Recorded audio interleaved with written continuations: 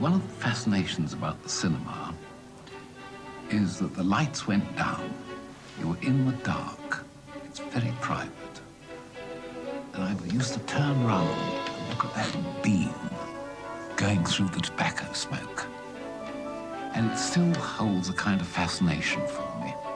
I don't know why. It's part of the magic show, I think. And that beam showed me places I thought I'd never visit. I've been terribly lucky and I have visited them. It showed me characters. I met all sorts of people, i.e. the characters on the screen, that I'd never meet in my ordinary dull suburban life.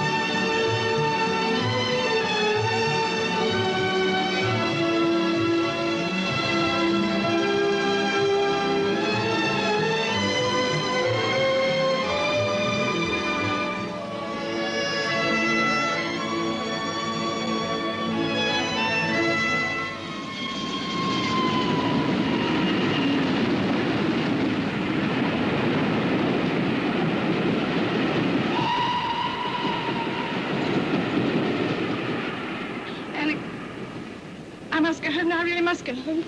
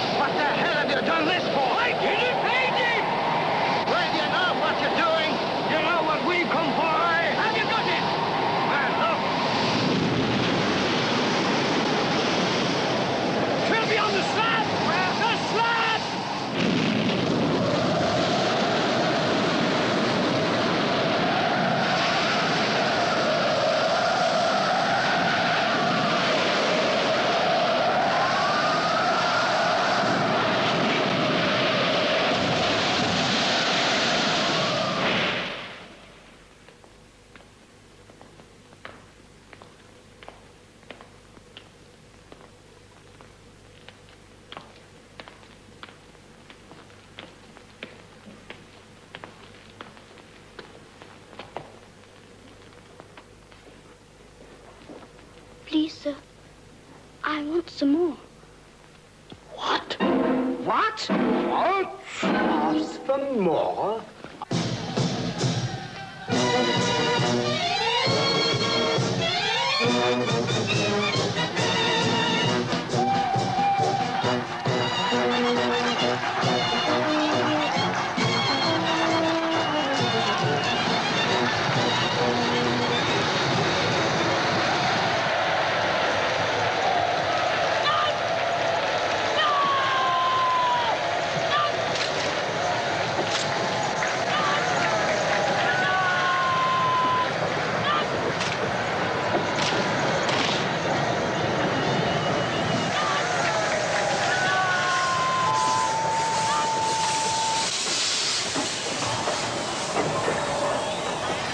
OK, cut it. Stop the train there. No one running on the top floor. How was that? Very good. For 40 years, David Lean's been regarded as one of the most brilliant large-scale filmmakers in the world. The man who made Dr. Zhivago, Lawrence of Arabia, and Bridge on the River Kwai is the only British director to have had such spectacular success in a world dominated by Americans. He has the reputation of being one of the toughest and most perfectionist directors in the business. You see what I mean? Mum's up there. Mum's up there, and we end here, and then she steps in, and in she comes here. Can't believe it. That's right. Now, at the age of 76, Lean's on location again, making a film from E.M. Forster's classic novel, A Passage to India. It tells what happens to two English women on a trip to India in the 1920s. Adela, played by Judy Davis, has come out to see her fiancé Ronnie, played by Nigel Havers. She's accompanied on the trip by Ronnie's mother, Mrs. Moore, played by Peggy Ashcroft. Their visit is to prove catastrophic.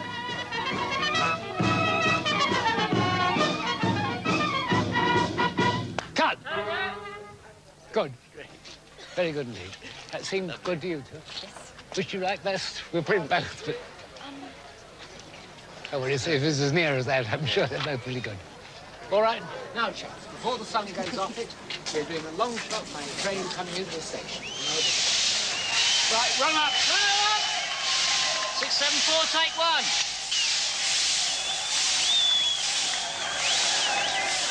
Lean's films have won 26 Oscars, but he hasn't made a film for 14 years. This is the story of his life's work and his daring return to the screen after most people thought he'd made his last film.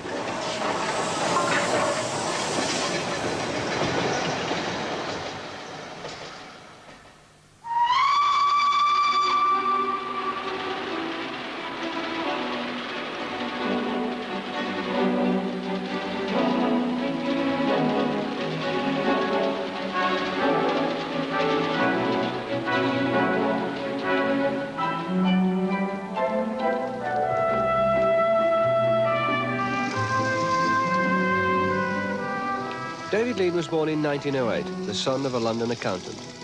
The commuter town of Croydon, where he grew up, was classic Edwardian suburbia.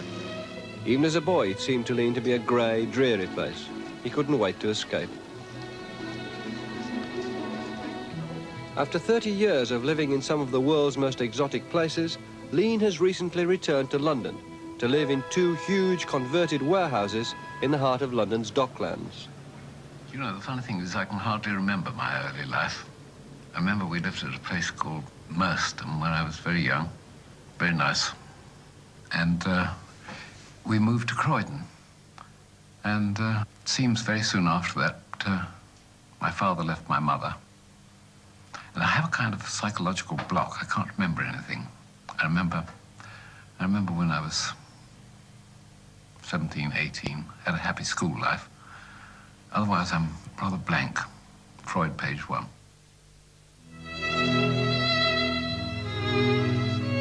Lean's mother was left to look after him and his younger brother, Tanguy. The divorce was all the more traumatic because the family were devout Quakers. The marriage had brought together two very different traditions, art and technology.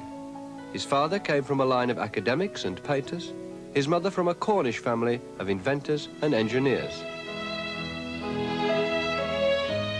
When my father was still with us, we lived in a big house in Croydon, and we had a woman what does called Mrs. Edgerton, who I've never forgotten. Before I could go to the cinema, she, an avid cinema goer, told me about them. And she loved Charlie Chaplin. And she used to imitate Charlie Chaplin for me, round the kitchen table, skids and all.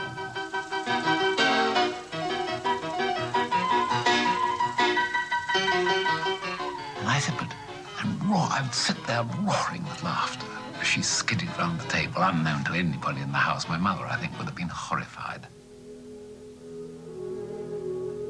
In 1921, Lean left home for boarding school, Leighton Park, a Quaker school near Reading. Academically, he was always overshadowed by his younger brother. It was to give him a lifelong feeling of inferiority about intellectuals.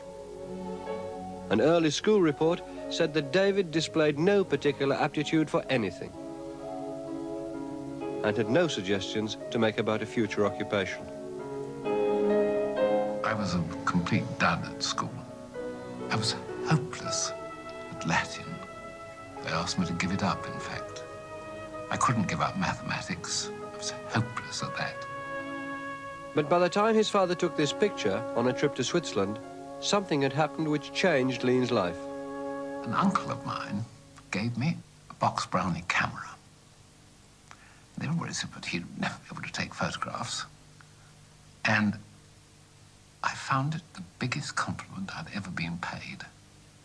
It was box black like this. I remember it very well. And I went out and I started to take pictures. And they came out. And it became my great friend.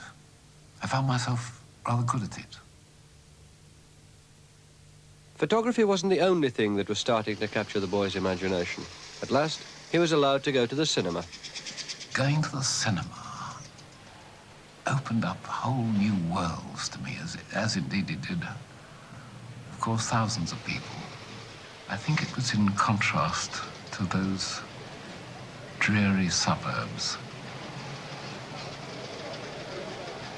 I just loved movies because they took me to places that I had never thought I'd see in my life.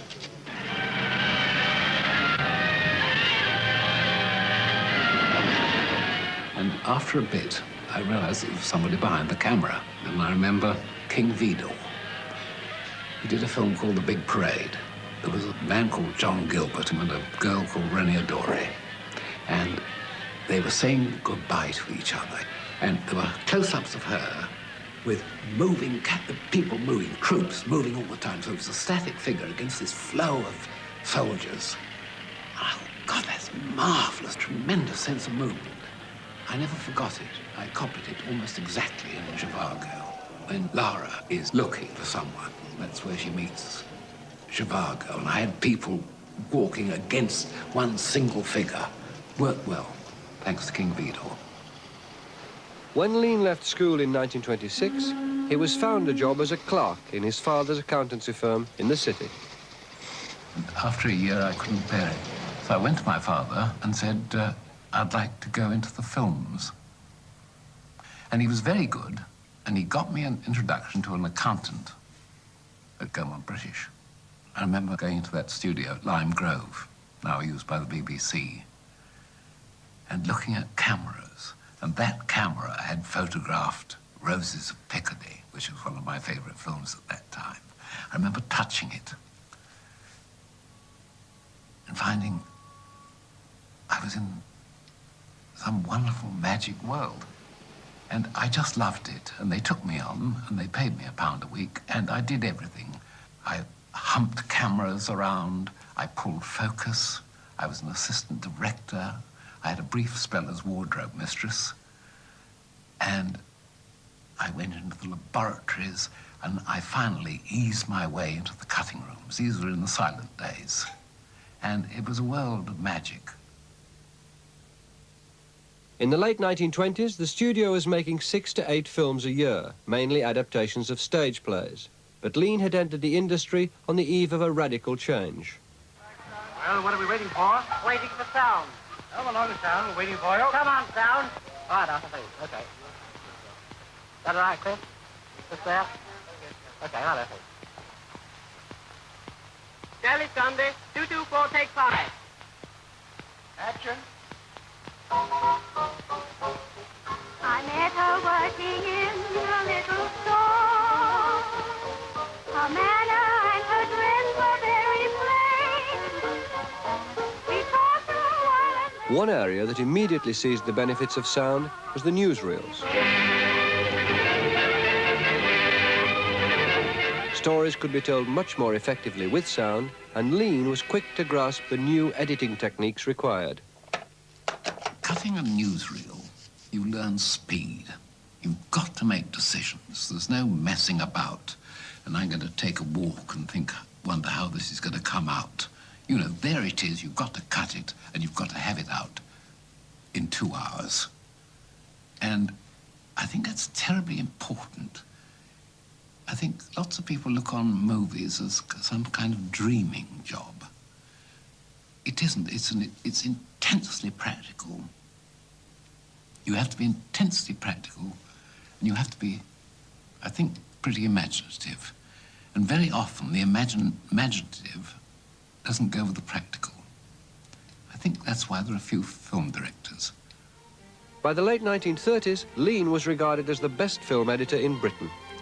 He now cut feature films and was paid £60 a week, twice what other editors earned.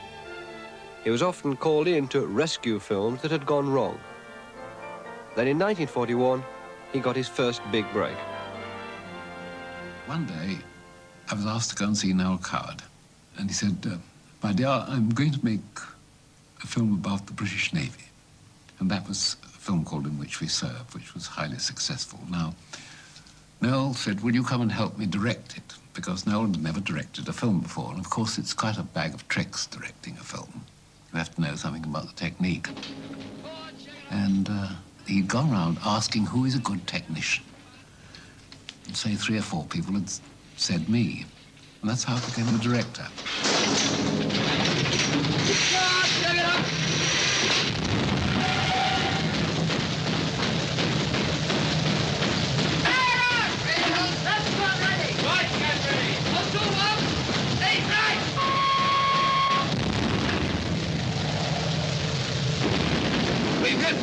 Keep it up. Stop star shell. Stop, star shell! Star shell, check, check, check!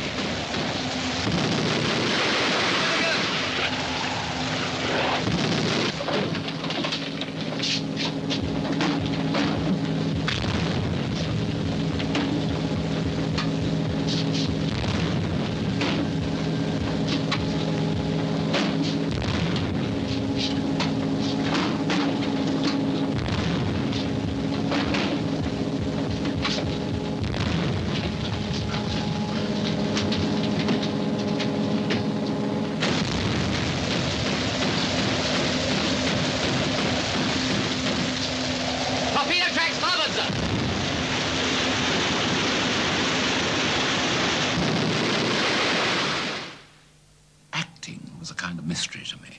And Noel, of course, was simply wonderful at that. He was wonderful with actors. And I took over the technical thing. I decided where the camera was, what lens to use. And Noel took over the actors. Well, I said I was lucky. I was lucky because Noel became terribly easily bored. And he got bored very soon. And when he wasn't acting in one of the scenes, he wasn't there. So I handled the whole damn thing, you know. Great piece of luck.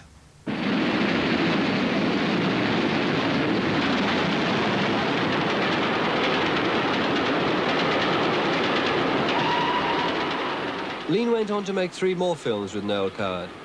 This Happy Breed, Blithe Spirit, and the classic Brief Encounter, which won him the first Oscar nomination for any British director. Oh, please, could you give me a glass of water? I've got something in my eye and I want to bathe it. Would you like me to have a look? Oh, no, don't trouble. I expect the water will do. Thank you. Bit of coal dust, I expect. A man I knew lost the sight of one eye through getting a bit of grit in it. Nasty. Very nasty. Better? I'm afraid not. Oh. Can I help you? Oh, no, please, it's only something in my eye. Try pulling your eyelid down as far as it'll go. And then blowing your nose. Please let me look. I happen to be a doctor. That's very kind of you. Look, turn around to the light, please. Now, look up. Now, look down. Keep still. That's it. There. Oh, what a relief. It was agonizing. Looks like a bit of grit. It was when the express went through. Thank you very much indeed. There we go. On must run. How lucky for me you happened to be here. Anybody could have done it. Never mind, you did, and I'm most grateful. There's my train. I'm scared. Goodbye. Goodbye. Though it was based on a Coward play, the screenplay of Brief Encounter was radically reworked by Lean. A rigorous, almost obsessive attention to the script would be one of the hallmarks of every David Lean film from now on. In charge of production on Brief Encounter was a talented young cameraman called Ronald Neame, later to become Lean's producer and a director himself. He's completely and utterly single-minded.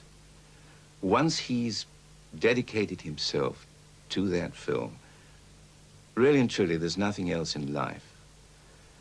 I'm sure that if he suddenly heard that his greatest friend was dying, he would say, well, I'm terribly sorry, but I'm working on a scene. Right from the beginning, the inception of when one decides to make the film, and I can think back, of course, to Great Expectations and pictures like that, every line of dialogue, not just dialogue, every line of description written in that script is studied and worked out before it's put down on the paper. People tend to think that scripts can be written easily in just a few weeks, but they can't. David probably takes a year on a script, because before any word goes down, before any adjective goes down to describe anything, it goes through his mind as to whether that is the right word for it.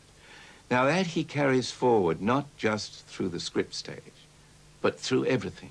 Looking back on the period of your collaboration with Noel Coward, how influential do you think he was on you? I suppose one's whole life is what has rubbed off on you from other people that one's worked with. And, of course, a lot's rubbed off on me from Noel. He, extraordinary discipline. There was no walking round the woods waiting for inspiration. You know, he'd done his homework, he'd thought about it, and he just wrote. And I think I've learnt that a bit, that you can sit and talk and think, as it were, for too long. The best thing is to get a blank sheet of paper, pick up the pencil, or put it in the typewriter, as the case may be, and get on with it.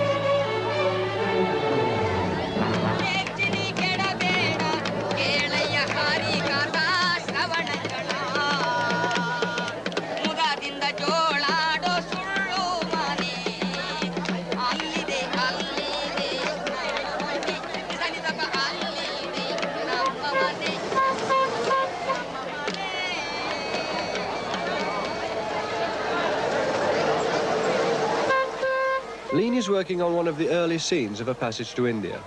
The district governor, Turton, and his wife are on their way back from the station. It's Lean's way of introducing us to the fictitious town of Chandrapur.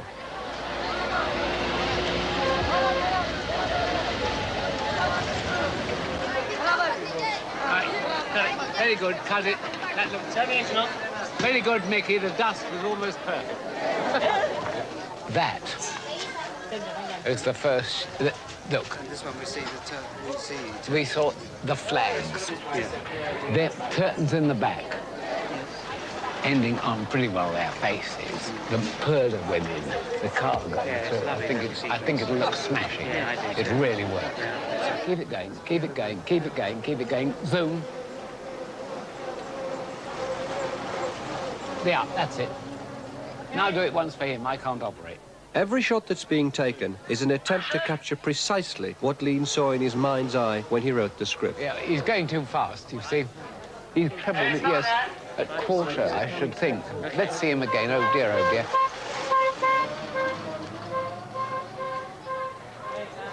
Getting hot. I think the good things in movies are the scenes that are made up of cuts. That person doing this, that person doing that. Quick series of shots, you know? It's very carefully thought out, and I try to imagine what the final result's going to be on the screen, and I put down all those shots. Lean started adapting E.M. Forster's book into a screenplay in 1980, 3 years before he started shooting in India.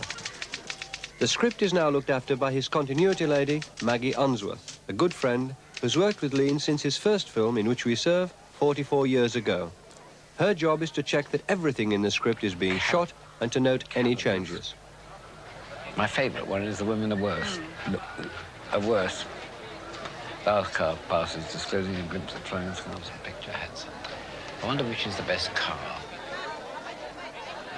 I should have been the Hulk. give the stop a bit of variation.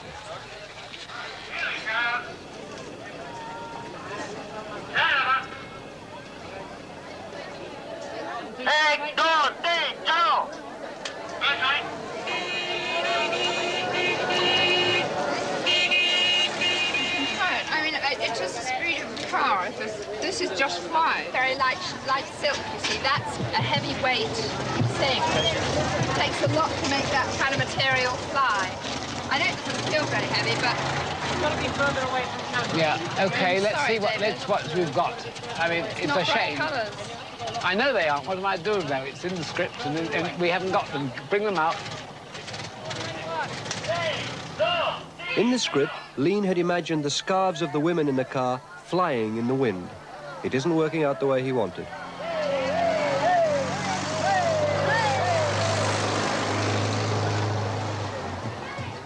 There's no wind immediately behind. And the wind's following. It's a back. But I mean, if you had them over the sides, it might work. Wait 1 sec. Does the front of the windscreen go up? Whoa!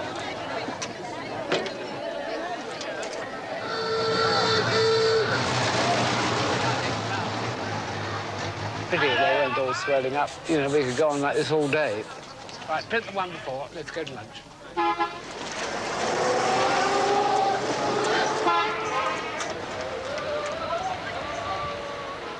Although Lean has come thousands of miles to film in India, he's decided not to shoot the sequence in a real street.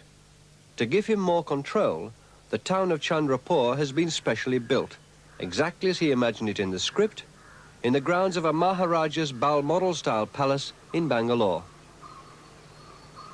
David has got such a finite vision of what he wants to end up with. His sort of attention to detail has been throughout the whole process of making the film. In other words, he's really started right at the very beginning, visualizing the finished film, and it's all in the script, and everything's there. And I've never been with a director who does that before.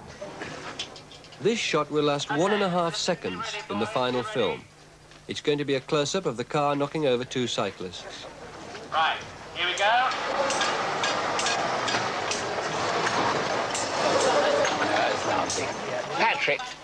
Patrick, let him go on until he gets a bit bored, and then we'll get it. Patrick, he's got to lock so the wheels skid for at least 2 to 3 feet.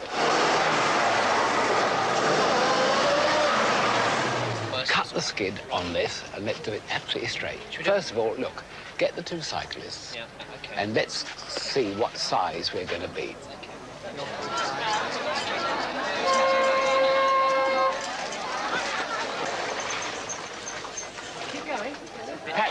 Patrick, come here a minute. All we want is the front of the car and the bikes going like that. OK, so you don't want the car to catch up on the running. I mean, it's 3 feet.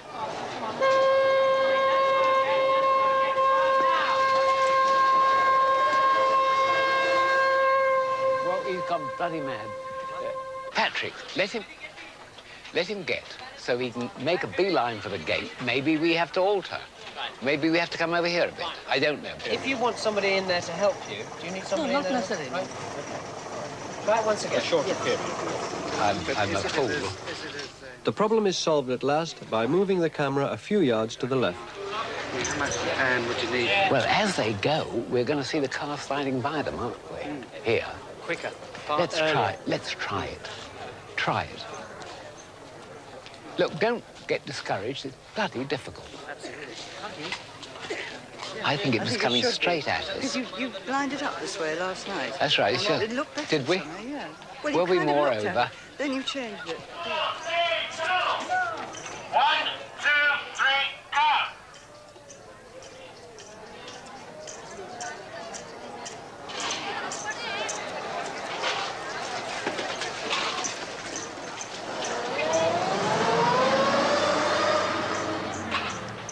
Got it?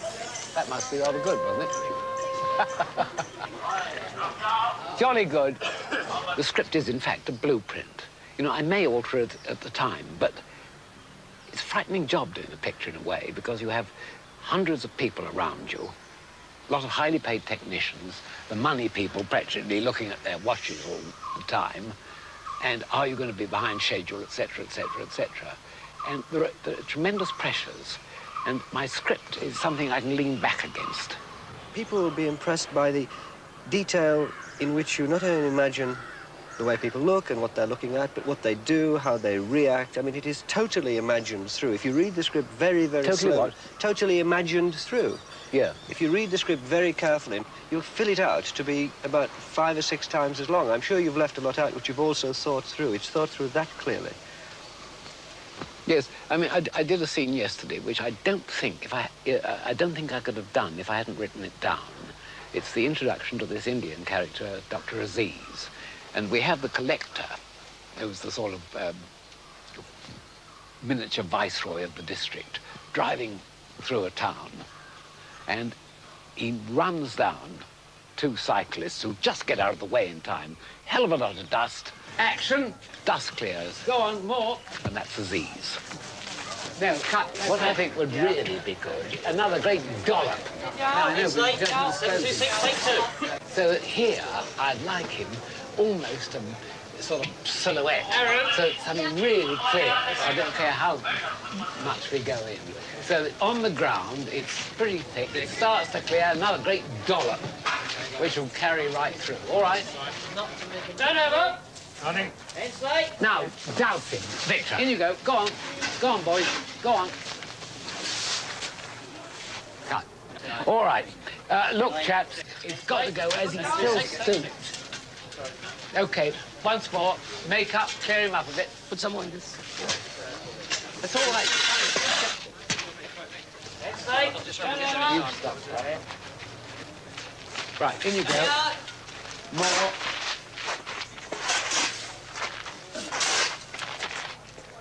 No, cut it.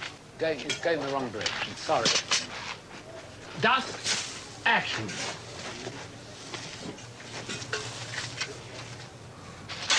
Higher. That's rather good. Got it? How's that? Number, I mean. It's late. 726, take 9. I think it worked. But that's intercut with Aziz and his friend, the young lawyer, watching the various cars of the British officials passing on the way back from the railway station to the British part of the town, you see. And it was a remark. They look, another car passes. Remark, another car passes. I mean, I thought of this idea of dust. Do you remember in the old days a picture of petrol advertisement? That was Shell, that was. Car. And they come in through an arch, dust, cover the characters in dust and bonk out through the other gate. And I hope when it's cut, I followed the script absolutely shot by shot. And it must have looked pretty crazy yesterday doing it, because nobody knows exactly what I was up to. But I think when it's cut, it'll look very amusing, and it'll be a hell of a good introduction to Aziz. Hope so.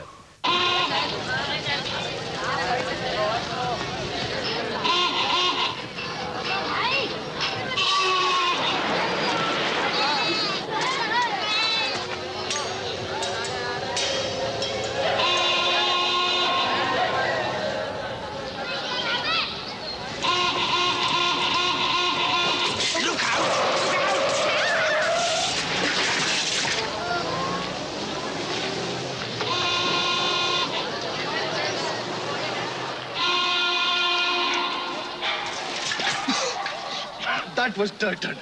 Turton?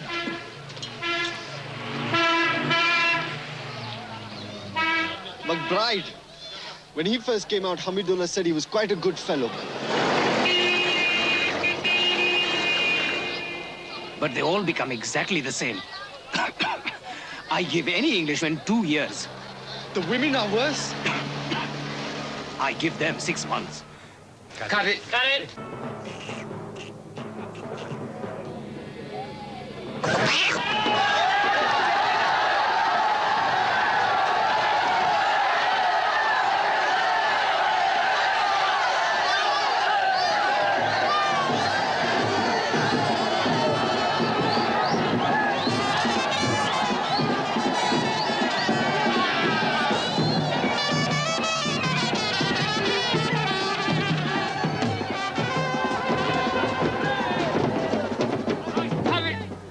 Movies are pictures, you see. You know, I was saying to somebody the other day, it was an actor, actually, and they said, oh, come on. I said, right, quote me some lines of dialogue that you remember from a movie. There was a long hesitation. I said, here's looking at you, kid. And then they added Clark Gable's Gone with the Wind. What is it? Frankly, I don't give a damn, something like that. I don't give a damn.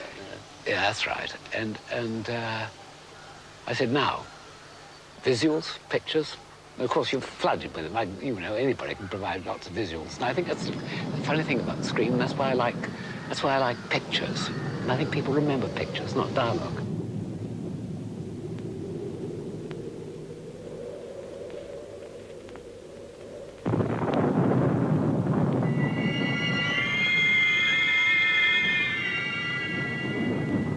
Lean's extraordinary skill at telling stories in pictures rather than words first became apparent 40 years ago when he broke away from Noel Coward to make 2 films based on books by Charles Dickens.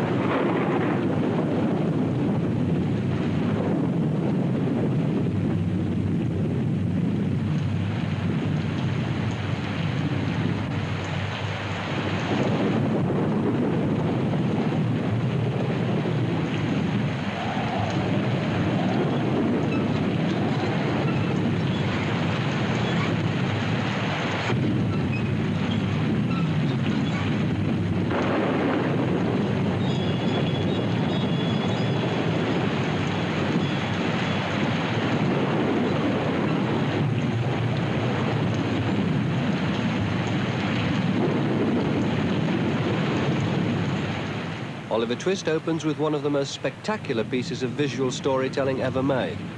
It's almost 5 minutes before a word is spoken. His first Dickens film had an equally gripping start.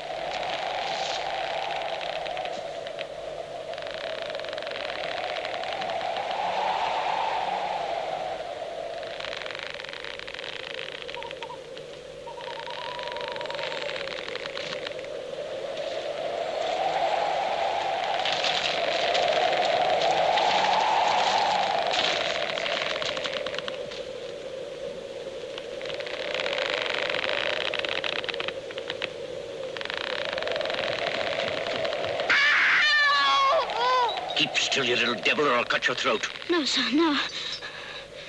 Tell us your name. Quick. Pip. Pip, sir. And now I was worried sick about Magwitch, the introduction of the convict in the graveyard. I decided that the best way, the only hope I had, was to frighten the audience, as the convict frightens the boy, and then he can almost say anything. And I remember going to the press show, I think it was, and I was sitting up high. And as the convict came out, the whole audience went back in a wave. And, you know, I knew I was halfway there. Lean's graveyard shock has since been copied many times by other directors, especially in horror films. Part of the impact comes from the fact that Pip has looked round, and we assume, like him, there's nothing there but the trees.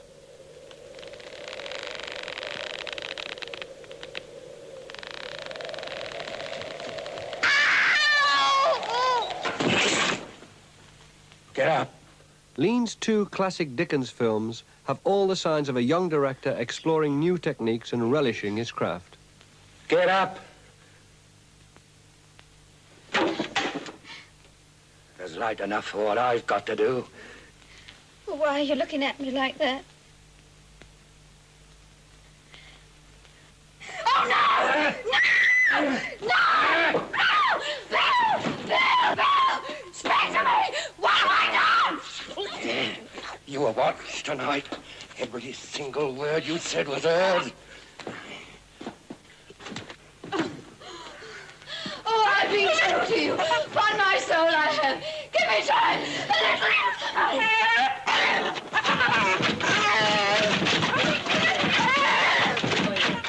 The use of the dog during the murder of Nancy is a fantastic example of intelligence over the obvious, whereby you don't see Nancy murdered. You set the situation in which you know that she's going to be bludgeoned, and the camera then stays on the dog, and it's the dog's desperate desire to get away from what's happening, to get out of the door. And you've established that the dog is very fond of Nancy. Leads your brain races as to what could possibly be happening, because the effect on the dog is so absolutely cataclysmic. And that's real filmmaking, I think. I mean, it's quite brilliant filmmaking. Nancy in Oliver Twist was played by David Lean's second wife, Kay Walsh. They were soon to divorce, and Lean married the woman who was to star in his next 3 films, Anne Todd. Lean was now recognised, along with Carol Reed, as one of Britain's top directors. But director David Lean and his wife, Anne Todd, focused their interest in the newsreel camera. I'm fascinated by that lens. It's a long-focus lens. I know a bit about newsreels because I used to work on the GB News.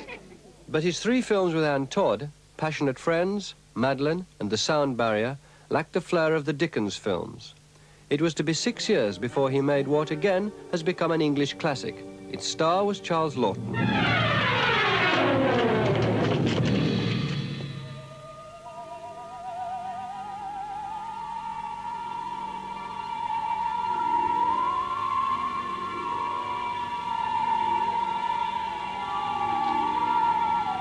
It wasn't just Laughton's acting that made his drunken moonwalk one of the many memorable scenes.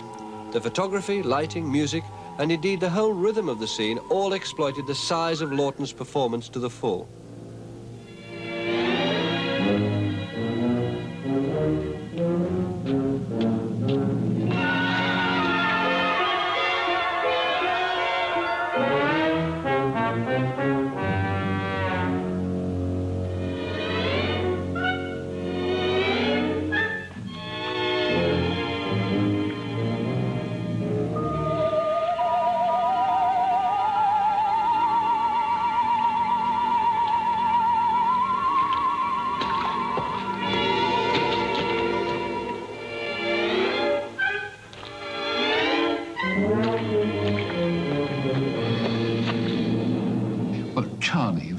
Terrific man to work with. The trouble was that in Hobson's choice I should have held him down a bit, but he's such an entertainment that you let him go, you know. He was slightly over the top in some of it, but terrific person. I loved working with him, very, very fond of Charlie. What a talent.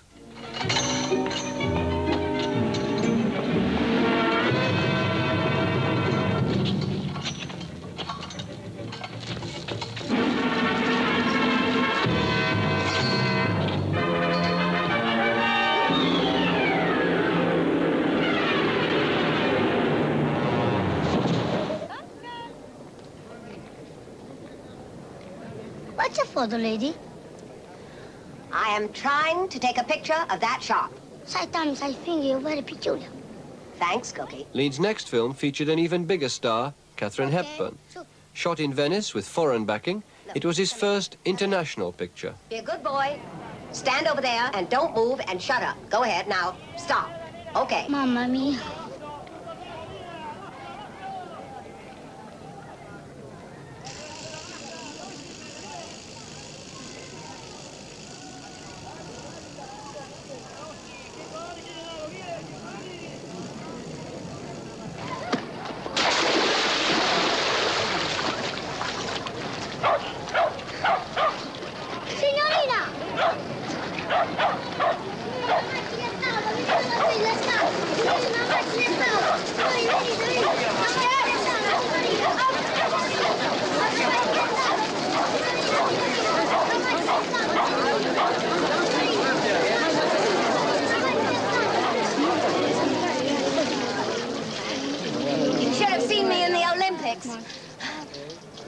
quality? Skip it. Then there came film Summer Madness. Is there a sense in which that film was a turning point for you? Well, in a way, I suppose it was a turning point because it was my first real foot in the water making foreign locations, doing foreign locations, and it was wonderful. I'll never forget, I've never had such a glamorous time in my life, leaving the hotel, stepping into a motorboat and being taken up the Grand Canal to the location we were shooting in. Wonderful. Since the mid-50s, when he made Summer Madness in Venice, every film David Lean has made has been set in an exotic foreign location. Capturing the feel of such places and building it into the story has become another hallmark of his films. One of the ways he's done this in A Passage to India is by writing in a scene where his characters drive through an Indian bazaar. So what are you going to do here tomorrow? It's the first real glimpse we have of what the girl calls the real India. And I'm going to bring them down here with all this stuff in the foreground. It'll be much brighter than it is now. And then I shall go into close tracking shots of her taking in everything and glimpses. I'm not quite sure what I'll do. There's dyes, the saris, metal workers, and have a kind of cacophony of sounds. You know, songs passing, going, noise, shouting, horses neighing. So I give her a sort of real hurly-burly of a bazaar so she hardly knows what's hit her. Yeah. Because that is India, the crowded feeling. Hope it works. I don't know, of course.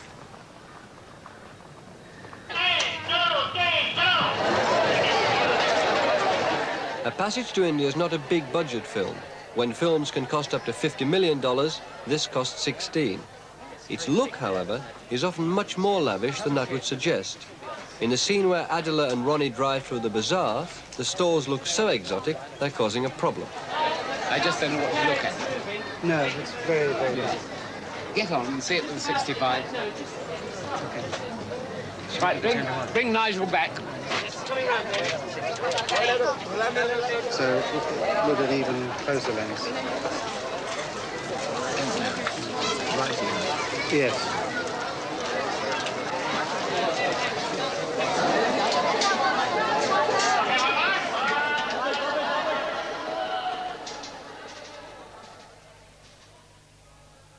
I thought I had it all set. And we were going to do a shot through the bazaar, you see, quite a long shot following that carriage. Yeah.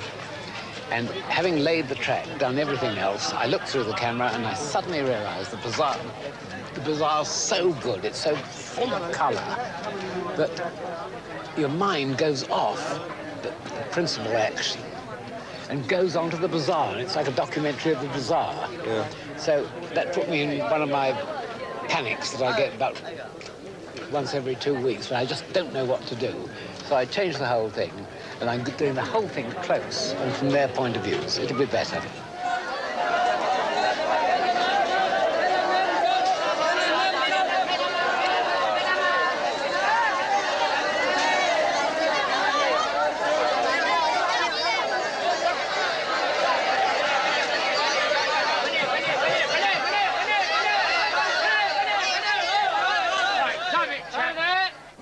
What we're trying to do is to get their colour.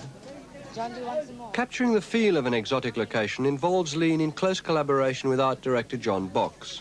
For his work on David Lean films, Box has won 2 Oscars, and it's he who's designed all the sets on A Passage to India. Walking through Mysore, there was something rather interesting. There was this sort of roadway going through the market.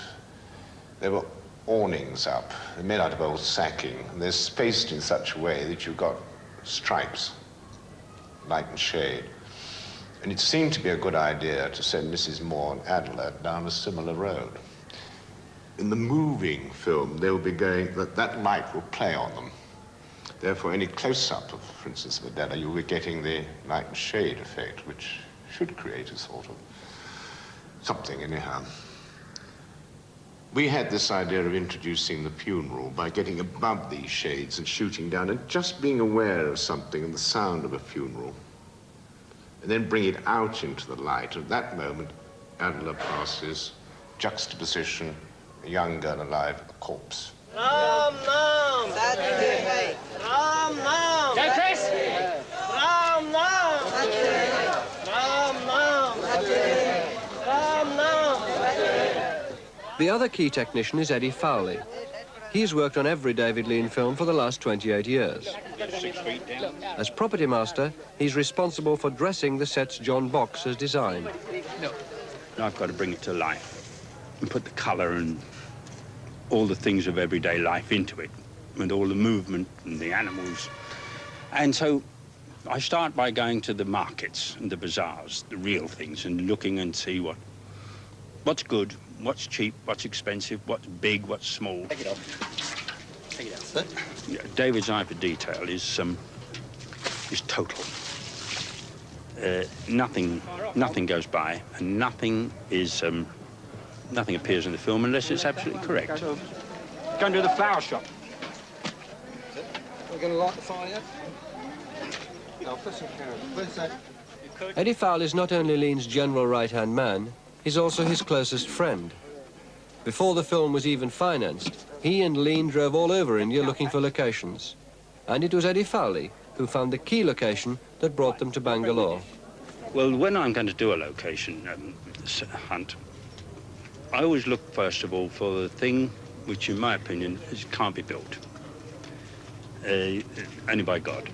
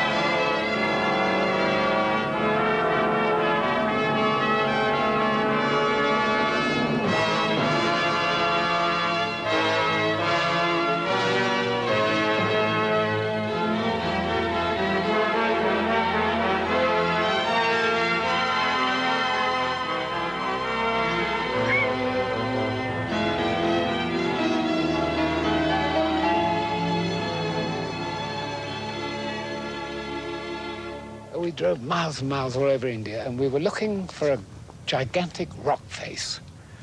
And we came up a road over there. It looked promising. Then we started to climb. It was terribly hot. I was terribly out of breath, as I am rather now. And we came up through that wall, and there was that great mass of rock. I thought we were going to have to go to Ceylon for it, where we did some of one of the treks on River Kwai. But this is much better.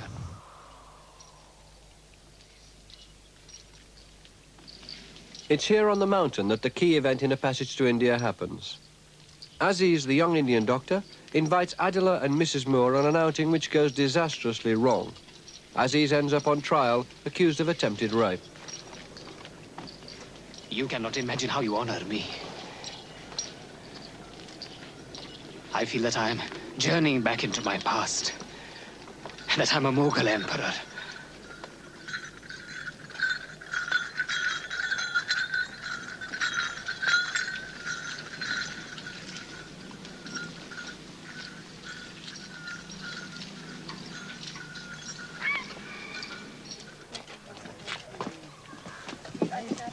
That's how I would do it. I don't know it's up. That's bloody good. It's Lean's ability to capture the scale and sweep of landscapes like this that has characterized all his films for the last 30 years. Yeah. And then down we go, keeping that top right the whole time. It's a hell of a good shot. Mm. Let's give him a track, so dark rocks, going out of top right all the way down. Okay, right. Look, have a look. And keep on with the... Thomas, thank you. Could you lose that? Sure. Just, you know, with that top right all the time. Yeah. Right down to the tree. Okay. 760, take one. And Action, Mickey.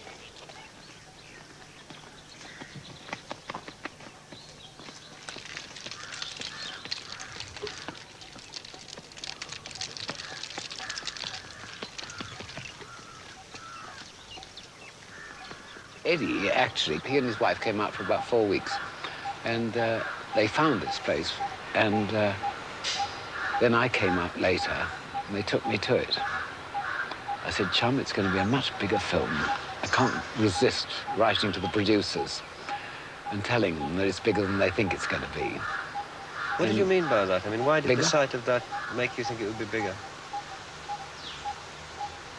Size, landscape, a smell of a country.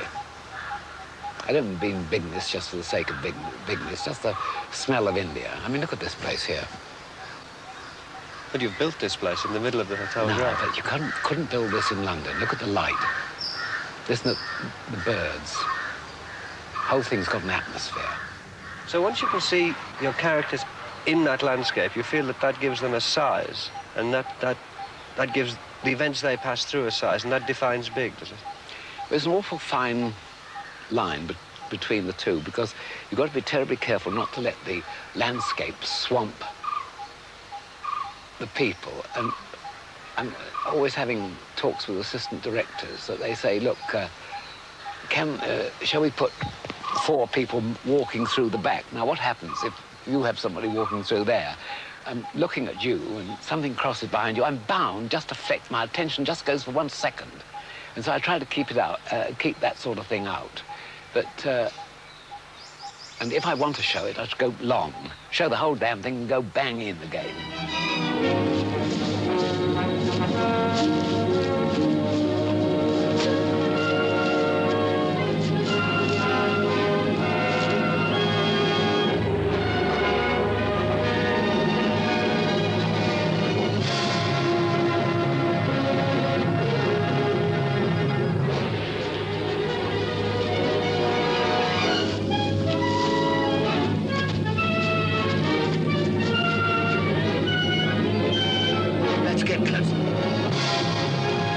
Bridge on the River Kwai was the first of what have become known as David Lean's big films. Building the bridge and laying a railway track through the Ceylonese jungle was an epic task in itself. It took 8 months. It was the first of 2 films Lean was to make with the American producer Sam Spiegel. And the story of the eccentric Colonel Nicholson's obsession to build the bridge for his captors caught the world's imagination. Would you prefer to see this battalion disintegrate in idleness? Would you have it said that our chaps can't do a proper job? Don't you realize how important it is to show these people that they can't break us in body or in spirit? Take a good look, Clifton. One day the war will be over, and I hope that the people who use this bridge in years to come will remember how it was built and who built it. Not a gang of slaves, but soldiers, British soldiers, Clifton, even in captivity. Yes, sir. You're a fine doctor, Clifton, but you've a lot to learn about the army. Kwai won 7 Oscars, including those for Best Director and Best Film of 1957. It's said to have been seen by more people throughout the world than any other film. But if Lean's admirers thought Kwai was big,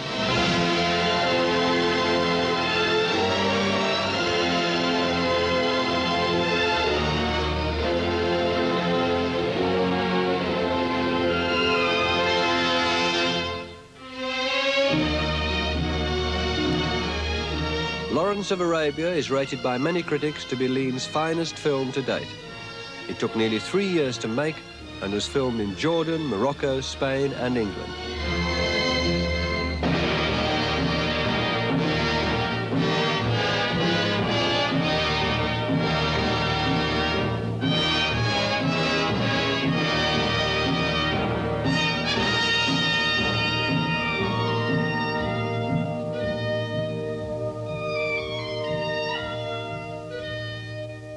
Yeah, I love Lawrence. It's a wonderful picture to make. It's some of the greatest days of my life, somehow living in a caravan right out there in the desert. Saw some wonderful things. Never forget it. What appealed to you about Lawrence himself? You said fascinating character. What was it exactly about him? Well, I'm fascinated by these nuts. They're both nuts in their way. Nicholson is certainly a nut, and so was Lawrence, in a wonderful way. But a nut, I mean, to go out there and lead a band of Arabs and have a bodyguard of the biggest thugs he could get hold of. Most extraordinary. A sort of university don on camel. Wonderful.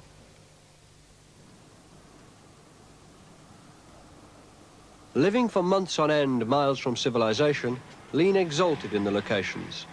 Making films on the scale of Lawrence and Kwai required a breadth of vision and a strength of purpose that was similar to those the film's heroes themselves possessed. It also required vast resources and a huge production team. Many of Lawrence's most memorable moments were the result of close collaboration with art director John Box, cameraman Freddie Young, and a new writer, Robert Bolt. What qualities of his did you latch on to most firmly? Well, I think he's a wonderful writer. Wonderful dialogue. He's got a great sense of style, Robert. And in a way, he was rather like a younger brother to me. He rather reminded me of my brother, who I admired enormously and was very intellectual where I'm not. Was that tangy? Yes, tangy, yes. And I think Robert and I did some quite good things together. It seemed to work. One of the scenes in Lawrence that people remark on a lot is Omar Sharif's arrival at the well, which had a very long build-up. Was that the idea of such a long build-up based on the advice that you were given by a man you admire very much, Willie Wyler? Willie once said to me, he said, if you're going to shock an audience, get them almost to the point of boredom before doing so. And of course he's right. And what I did was I had this scene with him coming to this well, sitting down, whistling. And then he hears the guide get up and he looks. And then looks and he sees a dot coming towards him, you see. And it gradually develops. I think we shot nearly 1,000 feet of film with him coming on and on and on, coming through the mirage and through the, it looked like water on the desert almost, you know, this peculiar mirage effect. And he gradually came through waves of mirage, closer and closer and closer, and then we got the sound of the camel's feet and the desert, and it was very, very effective. It's a very strange thing working with David. You may not say anything, but he gets you sort of going and feeling and thinking. And not long before the cameras turned, I just had this desire to get a white line painted out, based on the fact that camel tracks, which are only that wide, they're all over the desert, because the camel's feet just go one in front of the other. So why not a white camel track going out towards that thing? In other words, it's bringing that man to this place, and this place is Lawrence, and Lawrence's life is going to be different after meeting this man.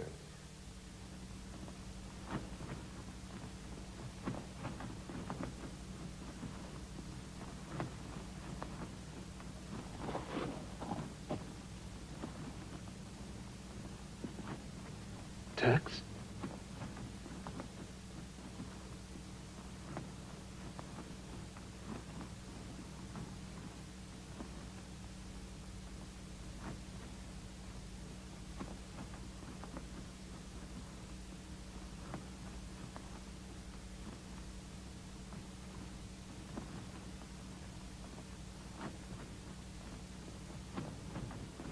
But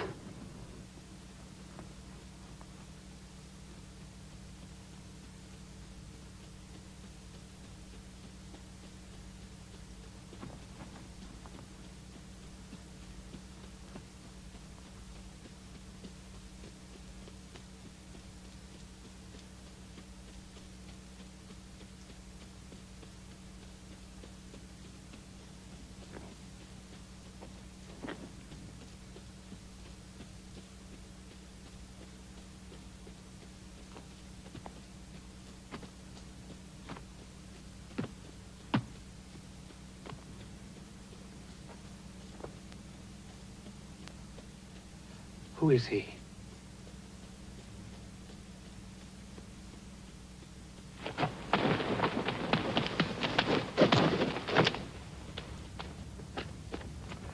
us!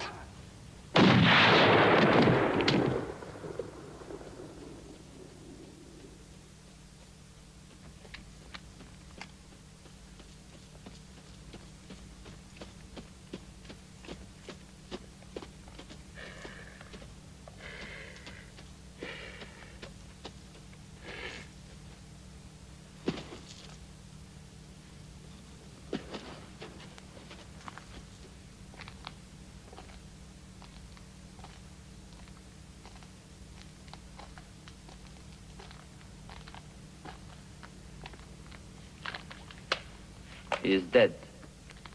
Yes. Why? This is my well. In fact, I lost my nerve. I had the Omar coming out of the mirage at double the length, and it was better. And I lost my nerve and cut it quite a bit. I wish I hadn't. I think that this is the only shot that I can think of in which a man enters the film art in such a spectacular way. I don't think it ever happened before, has ever happened since. It wasn't just the entrance into Lawrence of Arabia, but the entrance into a new career for a man who thought that he'll be the best bridge player in the world. It was Omar Sharif who played the title role in Lean's next film.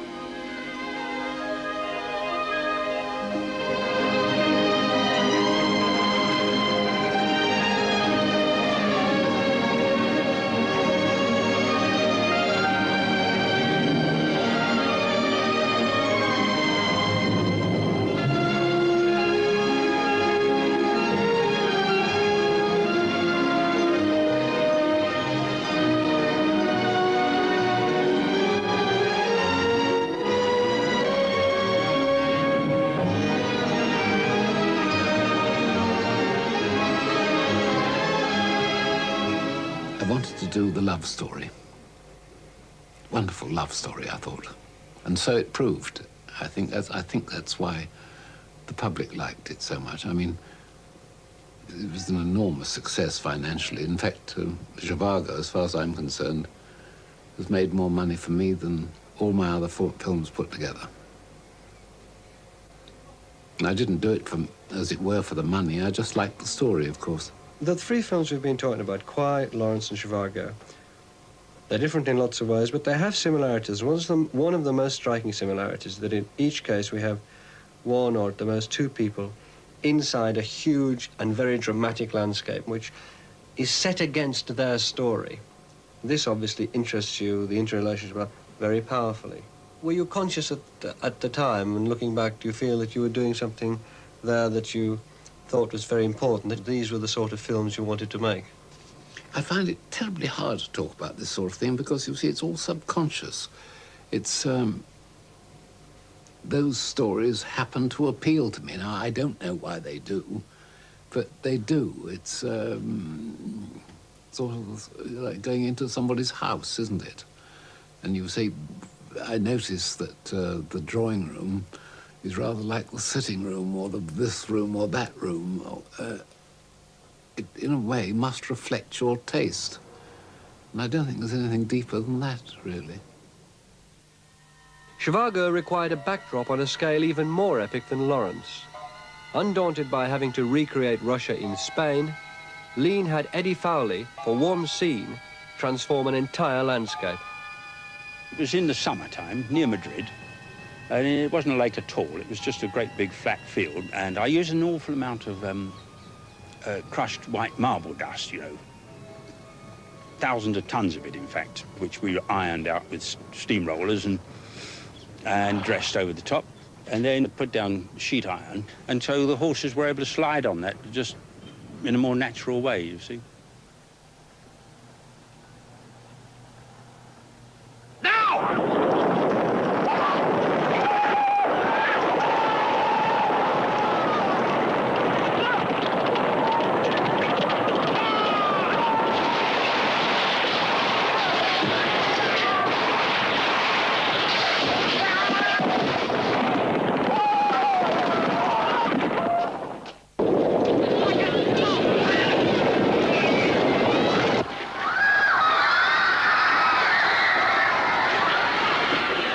this scene where the Cossacks charge in the street, why did you decide to do it the way we see it in the film?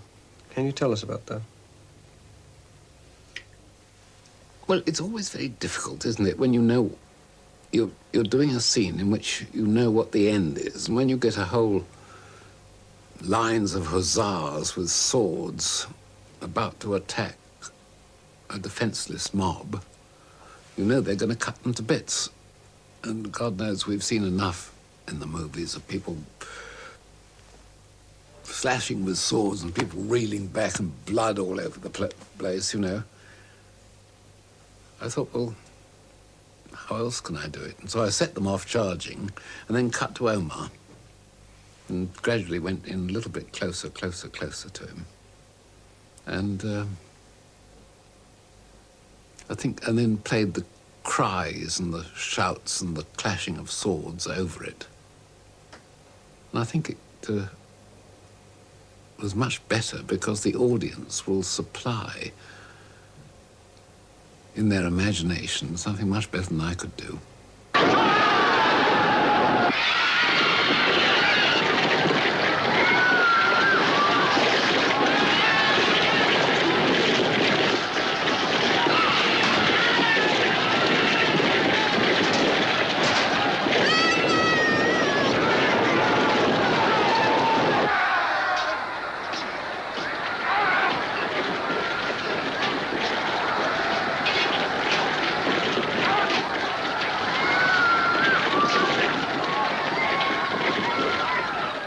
Whispered in my ear.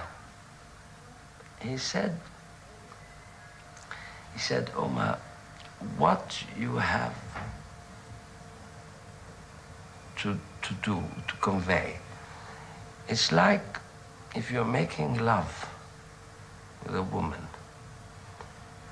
and you're about to climax and you're holding back. He said, that's the feeling. And although I understood what he meant by that, literally, I never to this day quite understood what it meant in relation to what was happening.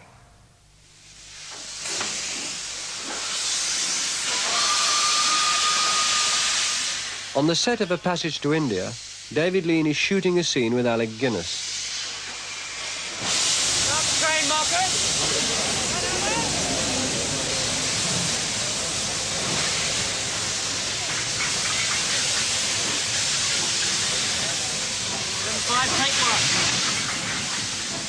Guinness has starred in more of Lean's films than any other actor. Here he plays a wise old mystic called Godbole. As the train carrying Mrs. Moore pulls out of Chandrapur station, Godbole mysteriously appears to bid her farewell.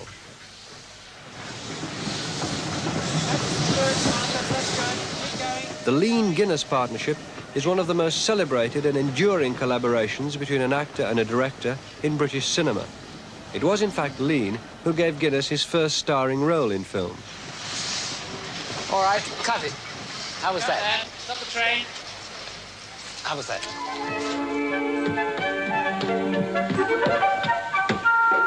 Mr. Pip?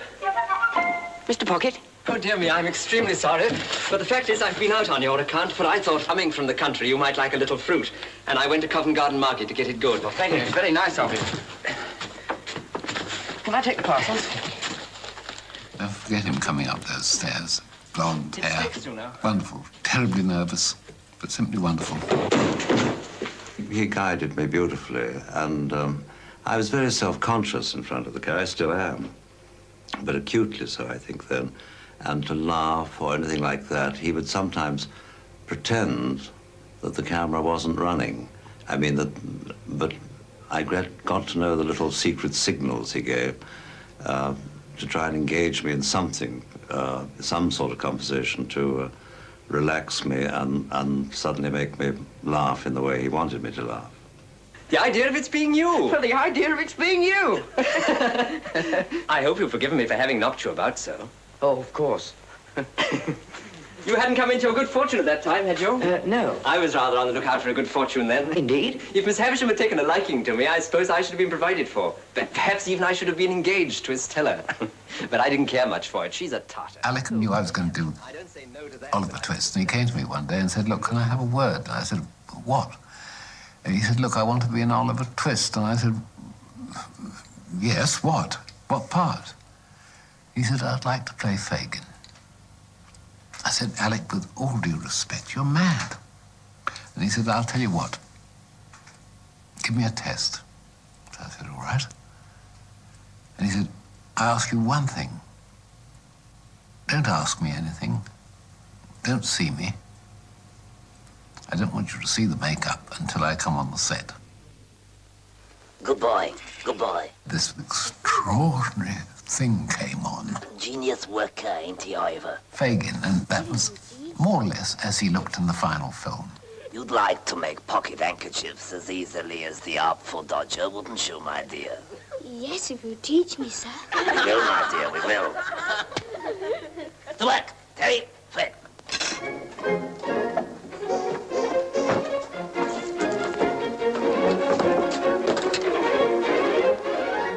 We worked very well and happily on it. There was one shot in the film which is of David himself and not of me, because I had frightful flu one day and simply couldn't carry on. And David donned the whole stuff, and there's a shot of Fagin walking down a street alone, and that's David. And I know it's David, and I thought he got the walk wrong, but he made a jolly good stab at getting it right.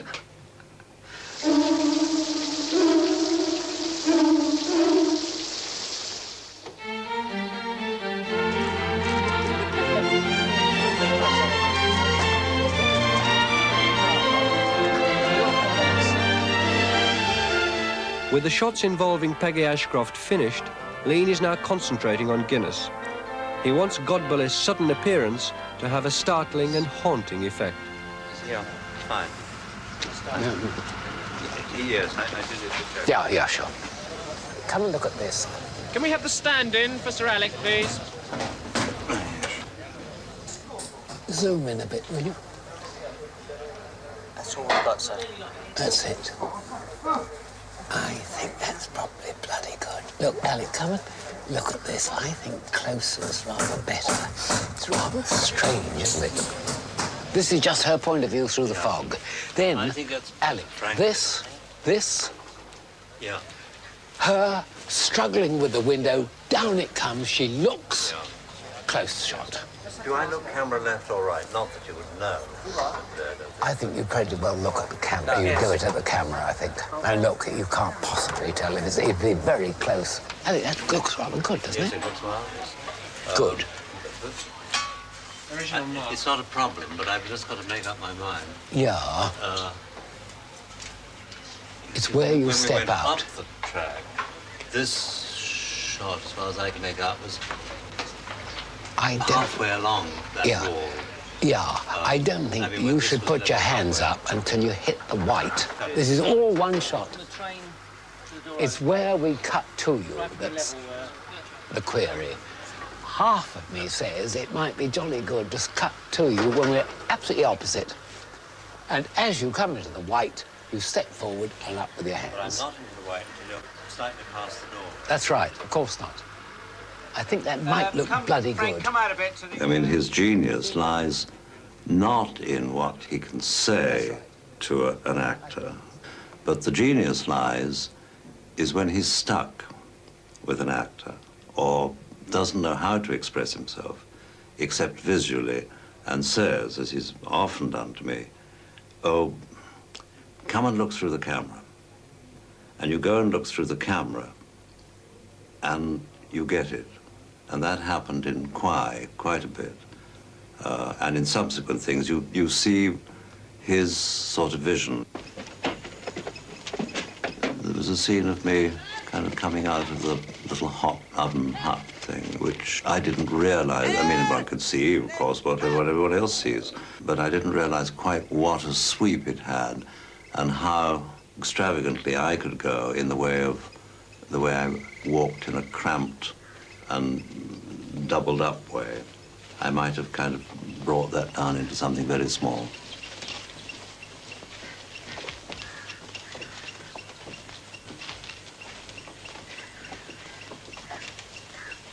Guinness won an Oscar for his performance as Nicholson in Kwai, but he and Lean fell out badly over how the part should be played. I couldn't totally believe in the man. I thought it was a jolly good part, no question of that.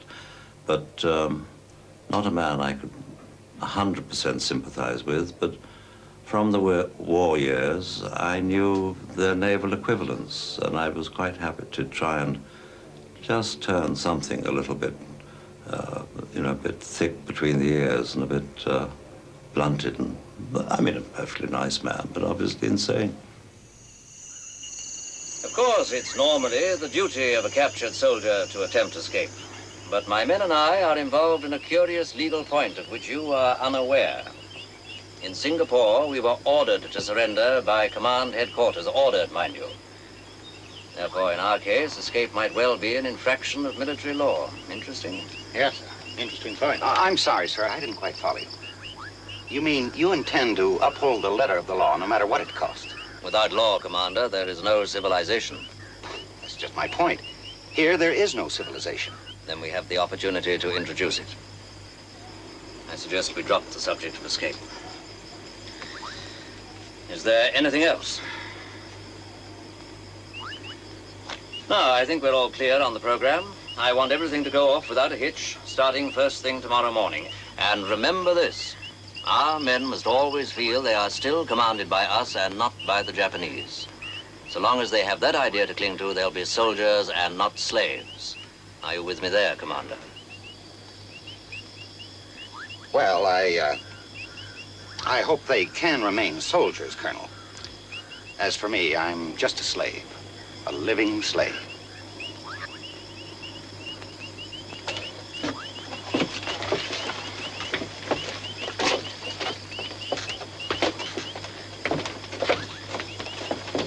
Queer bird.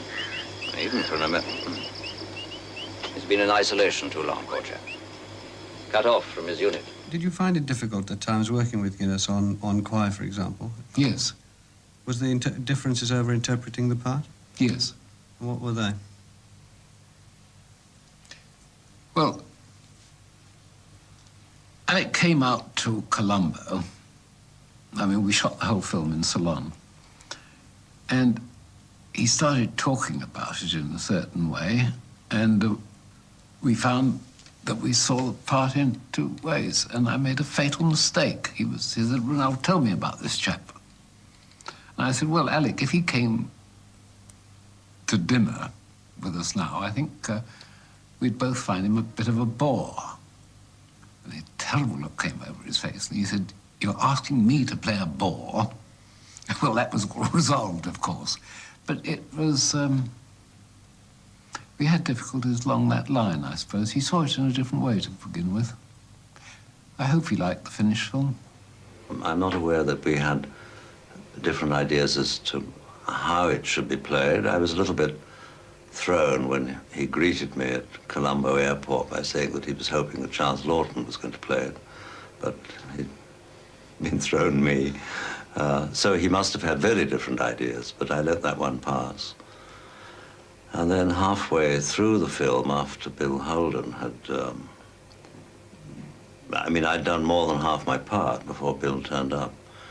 And David was over the moon about Bill's acting ability and personality and this, that, and the other, and said, "We've got to alter this character because otherwise it's foolish." Well, I said, "You know, it's too late to alter anything." I think I wanted a bit more send-up humor, possibly, and David took everything very, very seriously. The high point of the disagreement between Guinness and Lean came over the shooting of one of the film's most memorable scenes, where Nicholson, on the finished bridge, reflects on his life. Lean had Guinness do it again and again. David came home from the bridge, tears rolling down his cheeks. He was really infuriated and frustrated because he couldn't convince Alec that that he was destroying the picture. And he was so frustrated that he literally shed tears. His face was all wet with tears. And I kind of mediated between the two of them and referred David's instructions to Alec and Alec's reaction to David for a good hour until they started communicating directly with each other. Beautiful. Yes, beautiful. A first-rate job. I had no idea it would turn out so well. Yes. A beautiful creation. I've been thinking. Tomorrow it will be 28 years to the day that I've been in the service. 28 years in peace and war.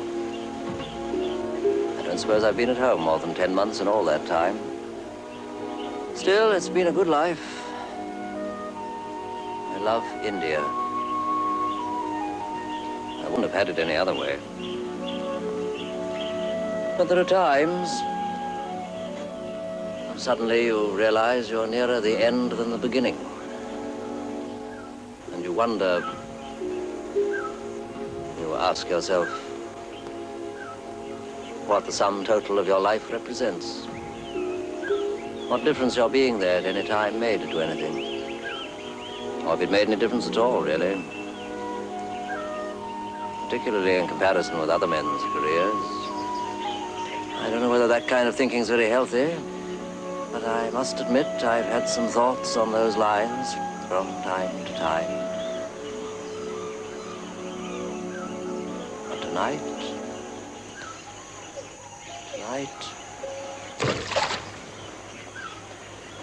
last.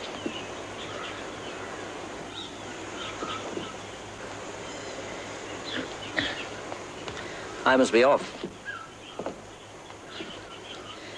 First of all, he has enormous authority, as you must know. He can't disguise his feelings for long, which is a good thing, because you get that worried look, and it begins to worry you, and you know there's something wrong, you know.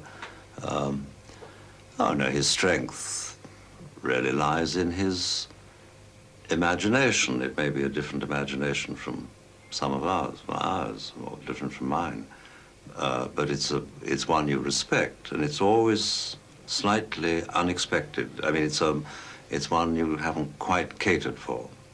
It's on a rather larger scale than mine. I mean, mine might be a little bit more detailed, and I think trying to impart his vision of something to various actors may be very difficult at times, and maybe actors don't always quite run along with it and think that he's gone over the top or is ready. But nevertheless, it is a stimulating vision that he has. You don't dislike actors, but you generally have a cool attitude to them, do you? Yes, I would say, I mean, I think on the whole, I think it's rather different with some of the modern actors, the younger ones, but on the whole, I'm not sure that actors like me very much. I think they'd say I was rather tough. You think they dislike you because you're tough? Yes, probably. I'm one-track mind. When the script's finished, it's in my head, and there are the actors, and I've got to try to make them measure up to the imagination I had of their part. I've got a negative in my head, and I'm trying to make the positive become. Okay, David? Yes. Right, Nick, Now, just have ask Alec if he's ready. If he's ready, we're just going to do the same thing as before, and David will give a cue. I'll just say from the go, screen. He'll say go. which means that he raises his hands after that. Which means Despite similar disagreements on Dr. Zhivago, and even on A Passage to India, Guinness and Lean continue to work with each other. Their mutual affection and respect for each other's work remains unshakable. Terry, stay out for a minute, please.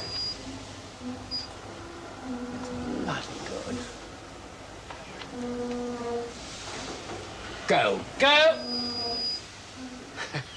That's good, isn't it? Yeah, it's great. Jolly Stop good, it there. Alec. That's it. That's going to be it. What do you want, Nick? That does work, doesn't it? Look good. Extremely good. How do you feel about the fog filter? Too strong or no, right? It gives it a bit of... Good, I'll fine. tell you on the way. Let's have a go. It's different. Let's have a go next time. Now, start the train, please. Turn over. Mark it. Is he clear? Yes. I think he's in love with the look. He must be. And after all, you know, that is part of the thing of being a film director, isn't it? I mean, every shot he wants to be a glorious picture. Go.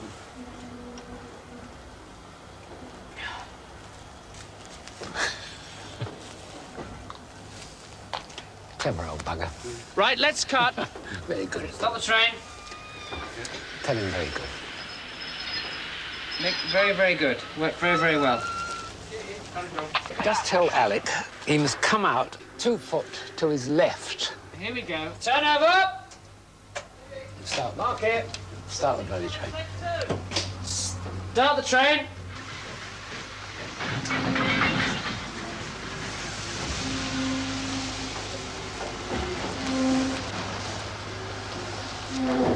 Get ready.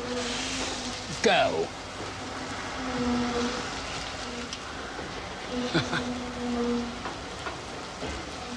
Cut it. That's it. That's very good, Marcus. Very good. Hold it there. Cut the speed by half. What? Cut the speed by half. Yes, I bet you're right. And you see, I tell you what, Ernie. It goes, though, isn't it? Ronnie turns and goes away. Now she sets quite a time. Train getting faster, faster, faster, faster. Perhaps music, funny note coming up. Looks, cut. Oh, I see, yeah. So Do you see? So we could. I don't think you'll sort of connect the speeds. Yeah. Then after, when we cut away, we got back to her, she's fighting with the window, down it goes. Yeah. She looks, cut closer.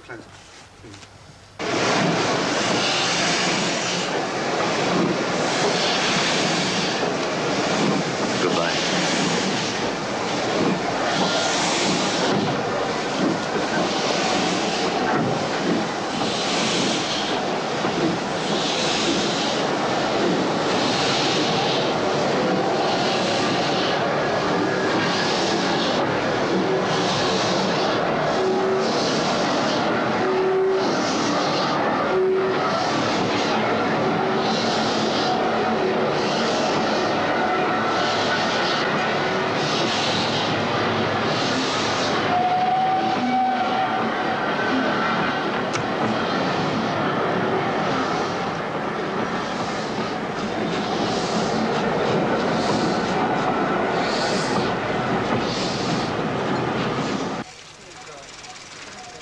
Lean's about to shoot one of the most memorable scenes in E.M. Forster's novel.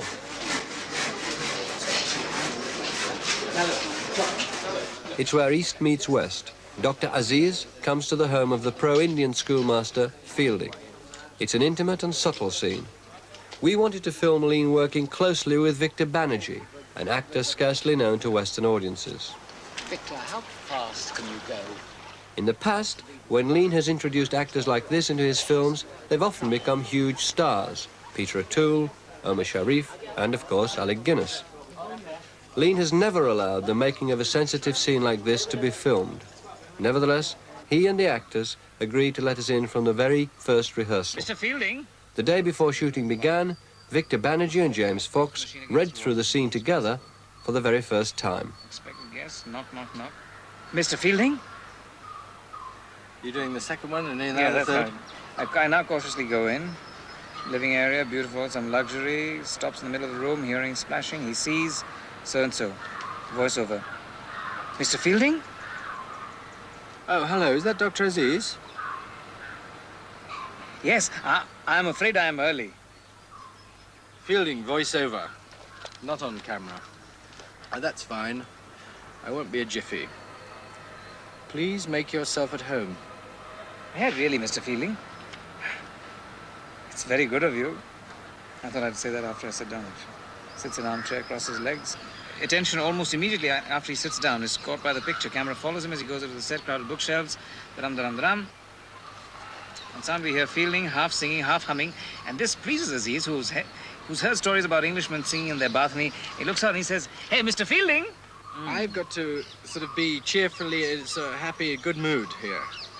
Because it makes you feel at home if you hear someone singing in the bathroom. And you feel quite comfy. Because that's how I've always imagined Englishmen. You know, the guys who sing in their shower, sing in the bath, And you've gone right into it. Where did I stick that feeling in? Victor, what use is this read-through as far as you two are concerned for yourselves? Well, it's the first time we've actually heard the scene. I mean, we've read the scene on our own, and we've never. I mean, what we just did can never be the final thing because we've. When we read through it the first time, we knew what we were reading wrong. Now we know what sounds wrong, and I think we're going to have to do a lot of homework in our bedroom at night and try and work things out. So, what do you expect to happen to the way you think about the part when David Lean moves in to make this scene tomorrow? He will acknowledge what we've done, and he will know precisely what we've done and what we haven't done. So it's good to be pretty well prepared with him, because he sort of cuts through all the rubbish. And if you can bring something, he kind of acknowledges it. Otherwise, he kind of, just as you say, he imposes it. But it's very good to be, at least if you can, half a step ahead. That's about all you'll ever get, though. I was having a problem with these words, take mine. Take mine. If there's anyone, I mean, that knows how to say them, it's David. In fact, David's typed every one of these lines himself. And I've been stuck with lines before. And I've gone to him and he's set them. And he has the ability to say incredibly bad lines and make them sound good. And then you realize it's not really as bad as you've read them to be, and they are sayable, speakable. So I'm sure a lot of this is going to be much easier when he's said it to me once. I pretend like I know it, but I depend a hell of a lot on him. It's very good of you. That's right. Really sit down. Very good. Good, Victor. That's good, isn't it? Works. Right. When I started talking about casting, I said to them, what we need is a kind of young Charlie Chaplin. Somebody who gets buffeted by fate. That's Aziz, you know, it's all over the place. And he's very, very funny in the book. Hope we're not going too bloody long. That. Now. Mr. Fielding? Try again, Victor. Try the bat. No interest in the Indian stuff. That's right, that. Yeah, that's good. Good. And then, well, I think I'll sit there. And hear the singing there, yeah. You don't want that? Yeah, sure. Now.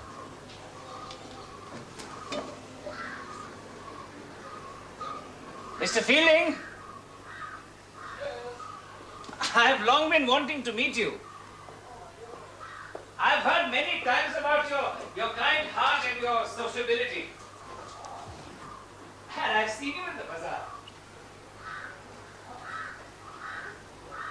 I say, Mr. Fielding, before you come out, guess what I look like? Very good.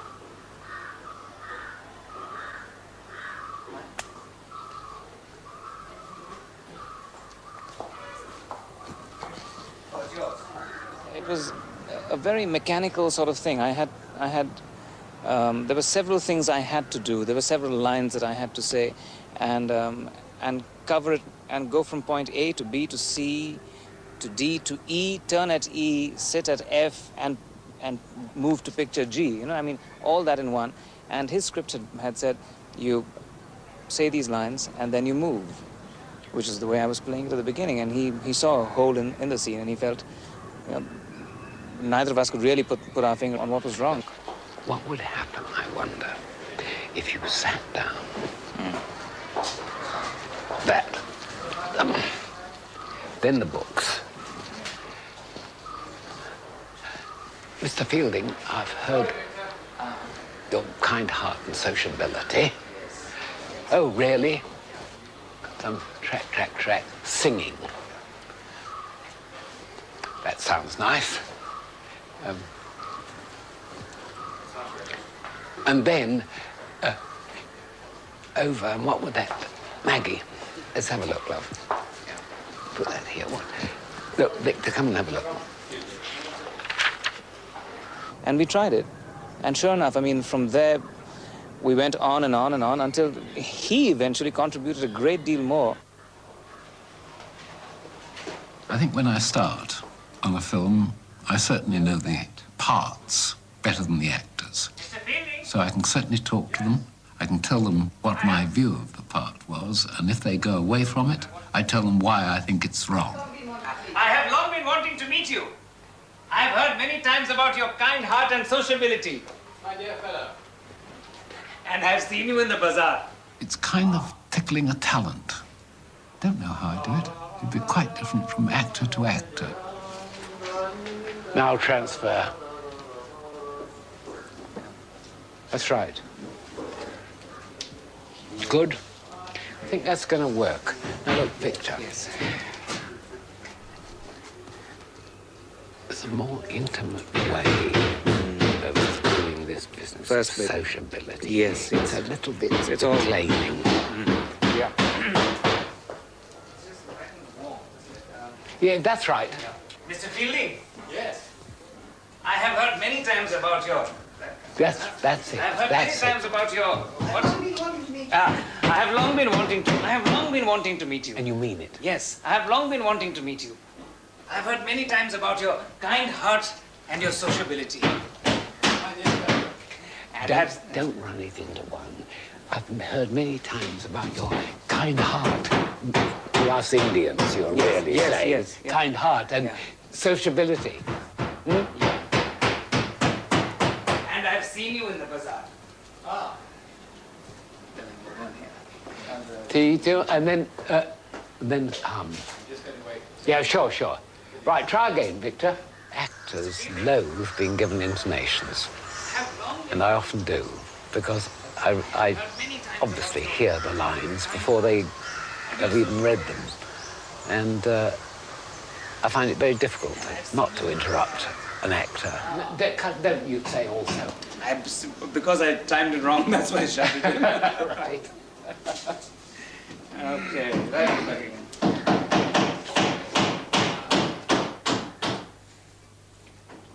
Mr. Fielding, I'm going to make a confession to you. Okay. Mr. Fielding? Okay. Right. Mr. Fielding. Yes. I've long been wanting to meet you. Good. I've heard many times about your kind heart. That's it. And your sociability. My dear fellow. And I have seen you in the bazaar. And another disclosure. And I've seen you in the bazaar. Correct. Yeah. Good. Yeah. Okay, let's lay tracks and all the rest of it. Fine. Very good, Victor. That's going to be okay. You know, you've been watching the first day of a brand new sequence. It comes right at the beginning of the film, and it's the meeting of Aziz and Fielding, one of the two principal characters. Now, we've already shot 2/3 of the film, and here we are going right back to the beginning. It probably doesn't look it, but everybody's as nervous as a cat, especially the actors. I mean, old Aziz here, Victor Banerjee, he looks quite calm. I said, "Are you all right this morning?" He said, "No, I'm terribly nervous." And I haven't known a good actor yet whose palms aren't sweating on the first day of a new sequence. Always happens. Only the jerks are confident. Well, I mean, yes, it's a take mine, take mine. Now, I tried that a million times. I've tried that at night, early in the morning. I've tried it over and over and over again, and I've never got it right. The odd occasion under a shower or, you know, jogging in the morning, I get it right, but it never comes back to me again. And I put it out of my mind, and I went through with the take. I say, Mr. Fielding. Yes? Before you come out, guess what I look like? You're about 5 feet 10 inches tall. Jolly good! I can see that much through the glass. What? Anything wrong? Just broken my back collar, sir. Take mine! Take mine! Have you a spare one? Yes, yes. Just 1 minute. Not if you're wearing it. Got it?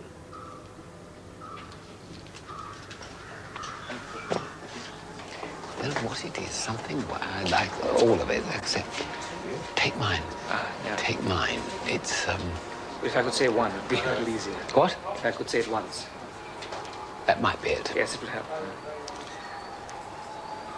I'd love to see you hesitate a minute, you know, get the idea. Blast! What is it? Yeah. Take mine. I suppose I can get it out, something like that. Yeah. But let's see. Yeah, Great. I better get out of the light. Yes, Get that in your head, you know. Oh, take mine. Yeah, that's it.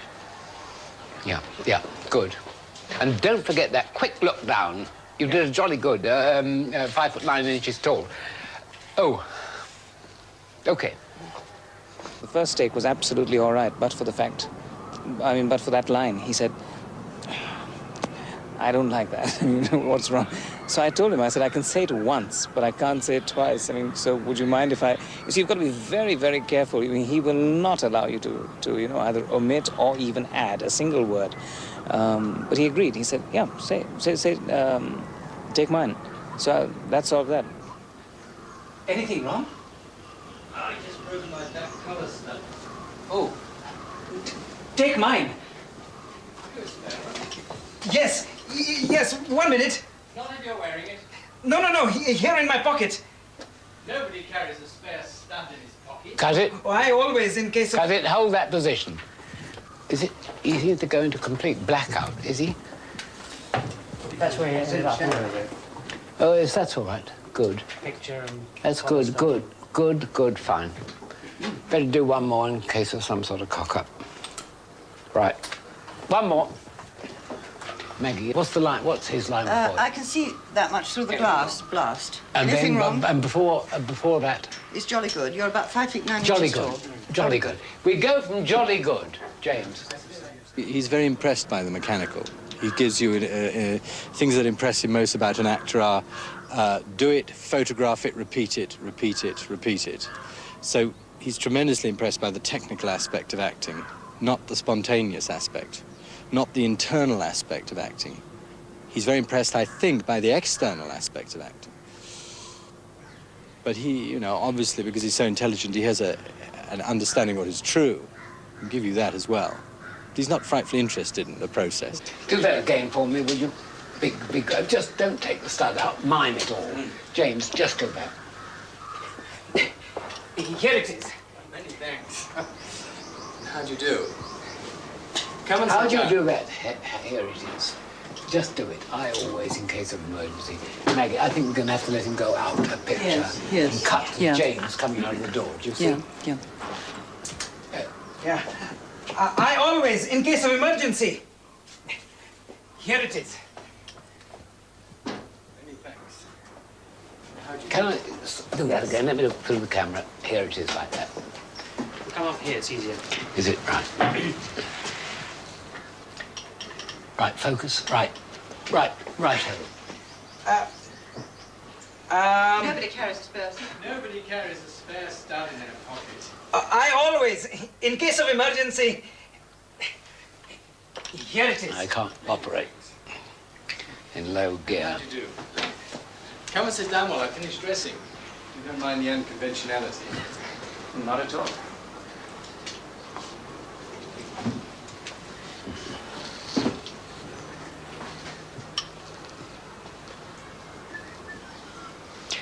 Just do what I always, in case of... Here it is. I always, in case of emergency. Nobody. Here it is. Many thanks. Ernie. You. Do that once more. A little bit sooner at you, that's what it feels. Sure, I always, in we've case got to of do emergency. this. Come here. Here it is. Do the wide angle. Do the wide angle. and then shove on the 40 just before Just his for this retreat. man.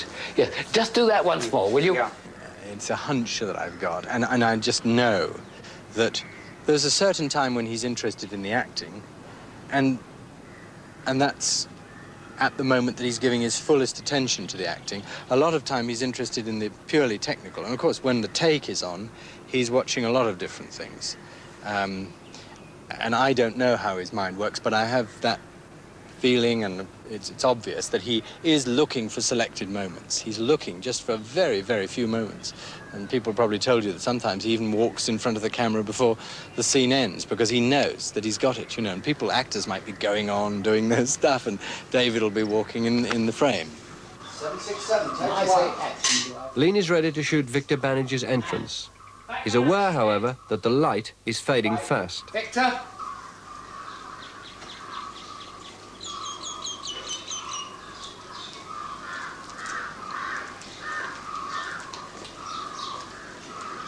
Mr. Fielding?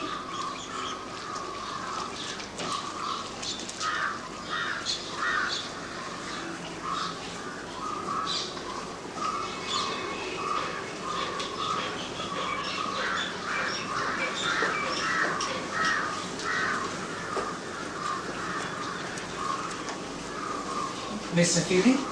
Got it. James, a bit more definite movement for turning off the shower. What's the timing of it? Not very good. I'll have to give it to you. I'll go like that. It'll be about 3... Victor, sorry, James, just take the showering position, will you? That's right. Now, come forward a bit. Now bend backwards and do it. Good. Good. That's it. And then the movement of turning it off. Right. And then give it a later cue as he stops at the door. Just before he stops in the door. He walks forward. Okay. 767, take two. Background action, Nick. Victor?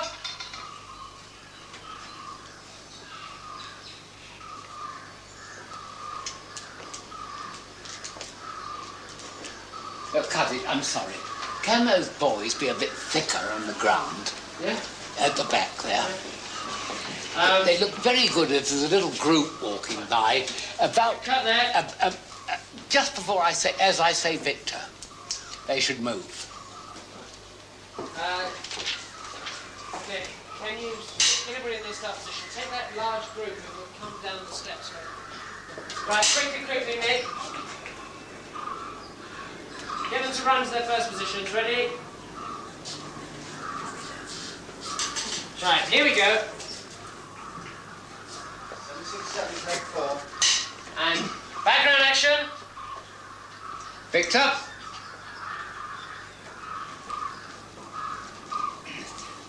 Mr. Fielding?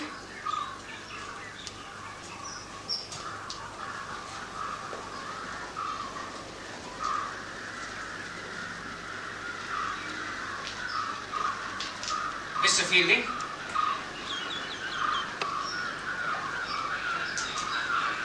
Have we got it? Yes, what? We just tripped over the carpet. I thought it was rather good. Start Sorry. again. Number one, please. Remember, Ajit, this is what's happening over. Right, let's go. Can I move the Marley 6 inches that way, Roy? Yes. How's that? He drifted. Victor, just see you on your stopping mark, will you a minute? See if the Marley's Try to right. get the sun to hit. I know. That's all. That's fine. Yeah, that's good. Right, let's go. Stand by. Check the reflector, Billy. Sorry, Ernie. Come on. Lights going. Come on, stop talking. What? We're going to run that right to the end, aren't we? Don't worry about it too much. Here we go. Stand by. All set? Roy? Yes. And turn over. Mark it. 767, take five. Do the water again. Do the water again, Ajit. It's so lovely when that water is going. Clear out, please. Let's go. Turn over. Victor.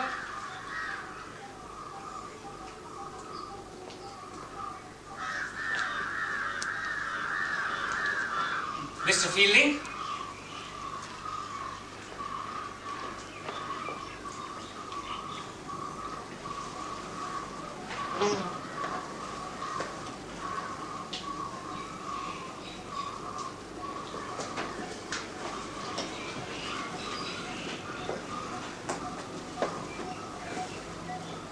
Mr. Fielding?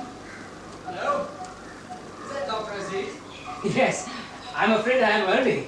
That's fine. I won't be a jiffy. Please make yourself at home. Yeah, really, Mr. Fielding? Cut it, that's good. Cut that. Did Aziz cover Fielding? No.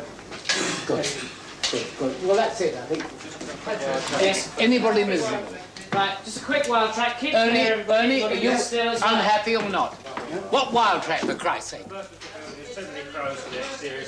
Come on then, get on with it quick.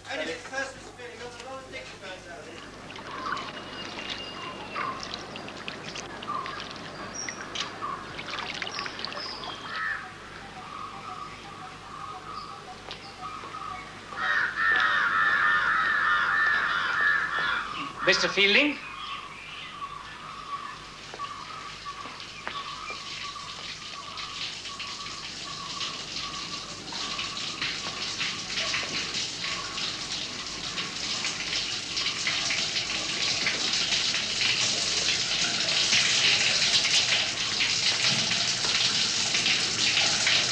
Mr. Fielding? Oh, hello. Is that Dr. Aziz? Yes. I'm afraid I'm early. That's fine.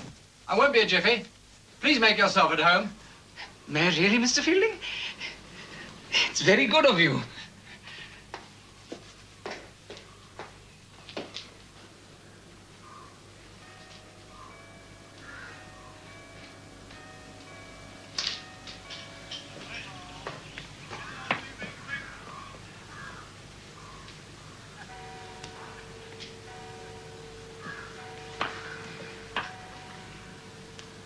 Mr. Fielding? Yes? I have long been wanting to meet you. I have heard many times about your kind heart and your sociability. My dear fellow. And I have seen you in the bazaar. Ah.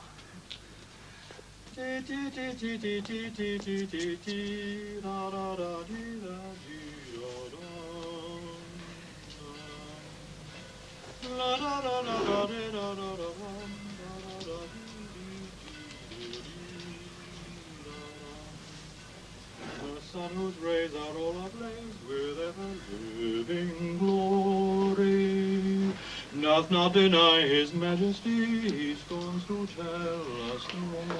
I say, Mr. Fielding? Yes? Before you come out, guess what I look like? Well, let's see. You're about 5'9" tall. Jolly good. Well, I can see that much through the glass. Blast. Anything wrong? I've just broken my back collar stud. Oh, take mine. Have you a spare one? Yes. Yes, 1 minute. Not if you're wearing it. No, here in my pocket. But nobody carries a spare stud in his pocket. I always, in case of emergency. Here it is. Many thanks. Oh, and how do you do?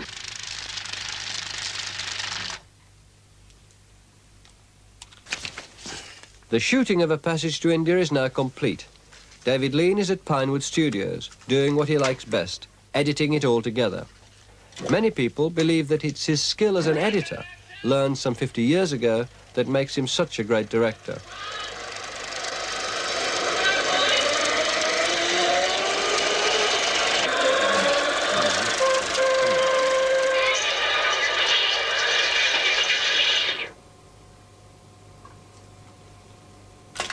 Let's see the falling off the bike.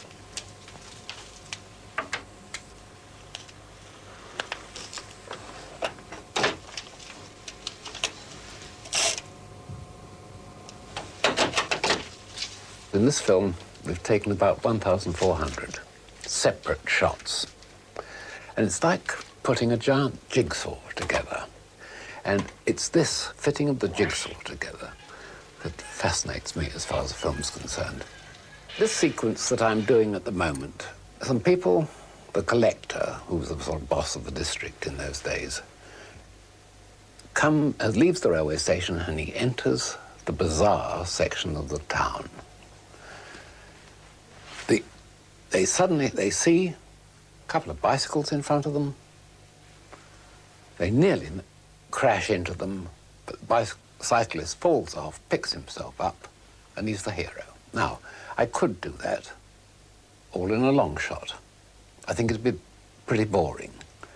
Now, I've taken a series of shots, about 8, I should think.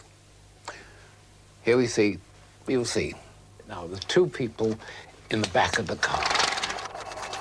Couple waving. Then there's 2 people on the bike. Cut back to the couple. She clutches the man, says, "Look out." Bike swerve. She screams, and the bike falls over, you see. Now, and this is running it at normal speed. Looks quite different, you see. Look.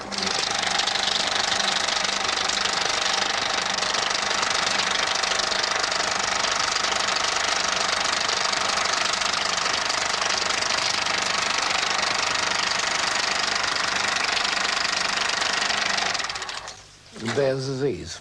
Now, I think that's much more interesting than showing it in one single long shot. In fact, I know it is. But it appears on the screen as if it is one shot. It isn't. It's about 6 shots, cut very fast, one after the other, and sound effects binding them all up. And if you know your stuff about cutting, it really does look like one shot. You don't say, oh, there's the man watching, there's the man on the cyclist, there's that. At speed, it looks like one continuous piece of action. And the number of times I've come out of a cinema where there's been a rather well-cut sequence, and I've heard people say, that was very good photography. It's to hell with the photographer, it's the cutter. Lean did amazing visual and audio transitions in all of his movies. There's a wonderful transition which is very, very subtle. And it doesn't mean very much, and it's not symbolic, and you can't really analyze it, except it smooths over the cut. It's what an editor like Lean would do to make a cut less abrupt. Sometimes an abrupt cut is very important because there's shock value there. Other times you want a smooth transition. I remember a scene in Zhivago in the lab when young Dr. Zhivago is learning from his teacher, and the teacher has a smear glass, and he banging sound, which is the couplings on a Moscow trolley car moving away on rails. And I just recall that transition as being rather amazing. No real reason for it, except it suddenly brought you from the lab into the streets of Moscow. Life. He wants to see life. Well, you'll find that pretty creatures do ugly things to people.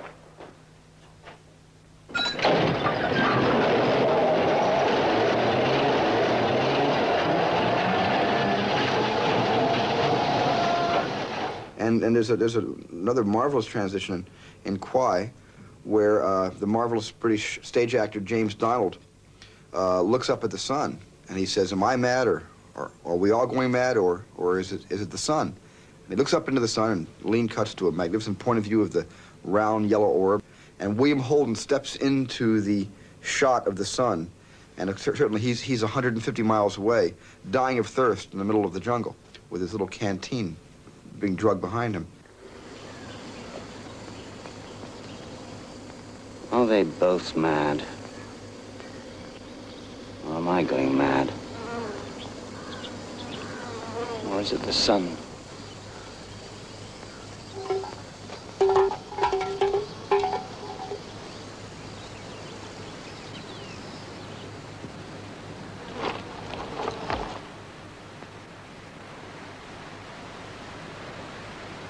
And little transitions like that, which I think are so important, the transition, which is a marvelous, rather abrupt transition, where Peter O'Toole takes the match in Lawrence, and anxious to get into the desert and commenting, "This will be fun," he blows on the match, and suddenly he blows out the match and in the sun rising over the Sahara.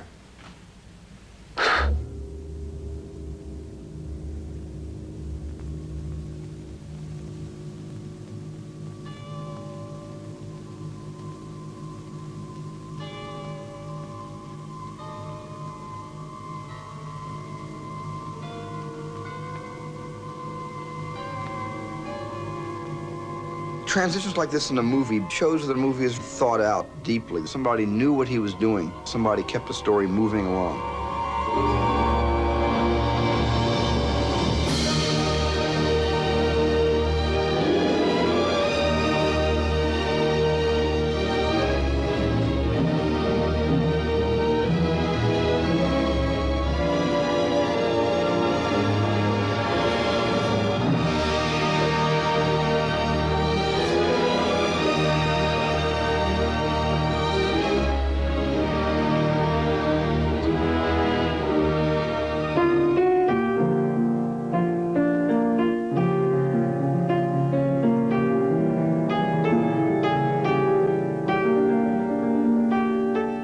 Passage to India has now been edited, and Lean is working on the music with composer Maurice Jarre. Jarre's done the music for all his films since Lawrence, including, of course, Lara's theme in Dr. Zhivago.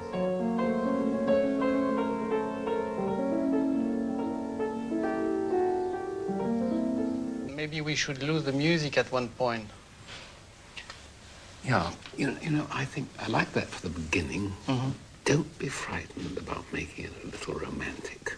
When she's going through that grass, it isn't a girl going on a nice country bicycle ride. There's something in the air that she doesn't know. So I think it's rather good to start a little bit, same thing, touch of romantic, though. I think, and personally, I would lose it when you see the camera go like that and disclose that track. On the beginning, maybe we should have something less fast. You mean like...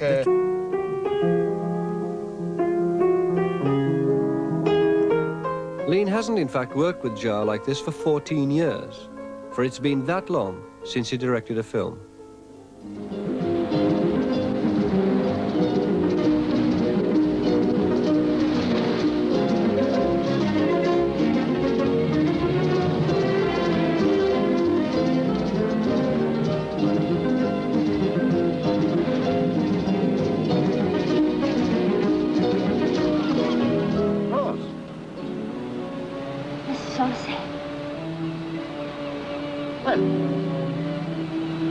Nice, Rose.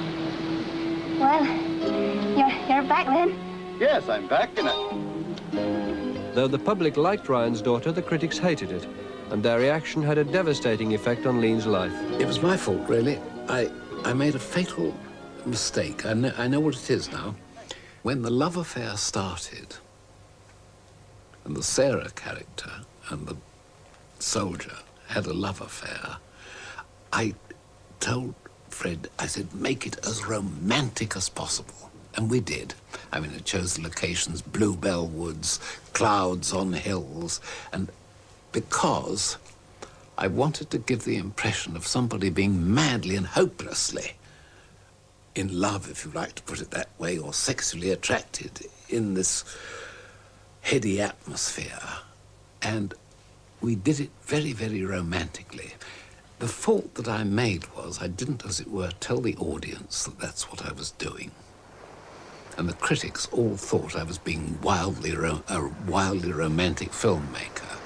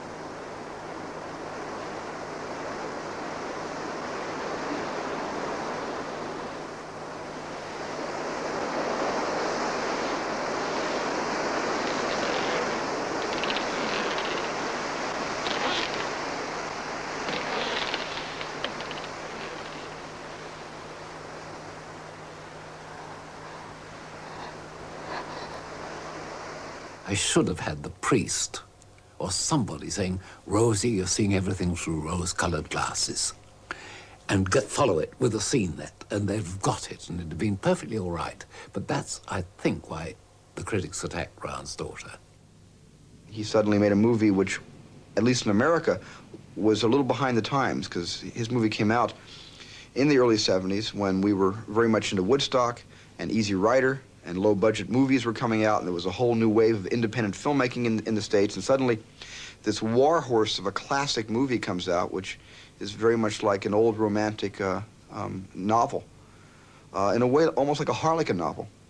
And the critics there just felt it was out of step with the drummer that was beating away in the early 70s in the States. I really don't feel that way. I think there's some very strong things in the movie, but it's not my favorite David Lean picture, Ryan's Daughter. I think he was knocked unfairly. An overall feeling of the critics, which came out in a lot of them, was that it was a small story, a modest story that had been, using a cliche, pumped up too much. What would you say to that? They may well be true, but they don't have to hammer me for it. I'm at the worst. I made a mistake. And, you know, it ran at the Empire for over a year. Not bad. As I remember, there was a particular savaging of Ryan's Daughter and yourself at the old Algonquin Hotel in New York. Oh, yes, there was. There's a kind of, I'm not quite sure what they call themselves, but it's a critics circle. And they have weekly or monthly sort of buffets. I sensed trouble from the moment I sat down, and Richard Schickel started off by saying, Mr. Lean, could you please explain to us how the man who directed Brief Encounter could produce this, and I've forgotten what word he used, but it meant rubbish, disgusting material, etc., etc., etc. And it carried on from there. And they're very, you know, they're very good with their tongues, and I was there for about 2 hours. And Pauline Kael's is pretty sharp-tongued, and they just took me to bits. And in the end, I remember saying, I don't think you ladies and gentlemen will be satisfied until I do a film in 16mm in black and white. And Pauline Kael said, no, you can have colour. That was the end of it. Horrible. It really quite had an awful effect on me for several years. In fact, I didn't want to do a film again. Did that specific evening have such an effect that literally for several years that was one of the factors, because you hadn't made another film for about 14 years, but that was one of the factors preventing you making another film? Oh, certainly. If you get, as I had, on Zhivago and on Ryan's Daughter particularly, the sort of notices I had, you begin to think that maybe they're right. And I thought, why on earth am I making films? I don't have to. And I didn't for a bit. It shakes one's confidence, you know, terribly. I find it very difficult directing movies. And one's awfully easily shaken, you know.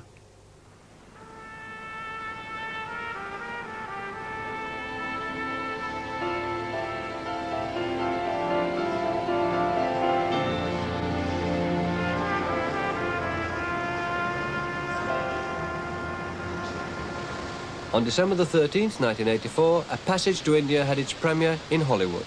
It was also being shown in New York, but Lean, by now Sir David Lean, refused to go to New York because of his traumatic experience with the critics there in 1970.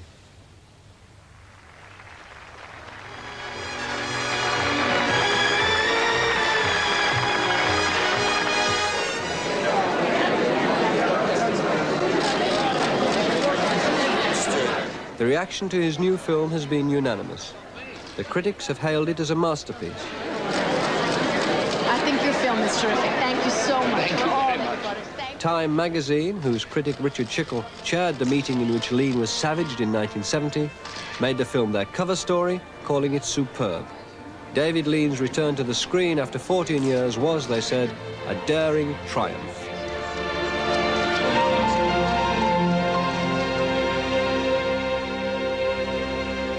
You know, there's just a wonderful moment that I think in Dr. Zhivago that sums up my feelings about David Lean.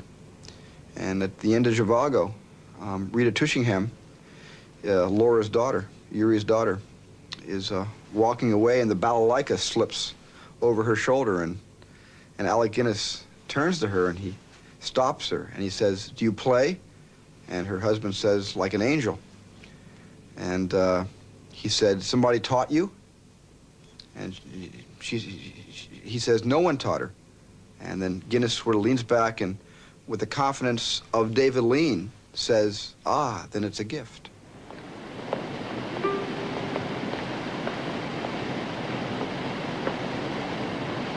Tanya,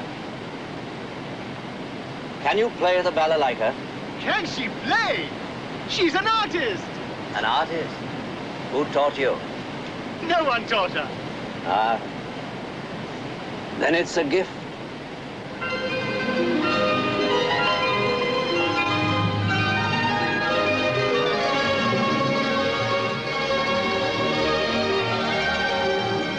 Movies have been my life. I love being behind a camera.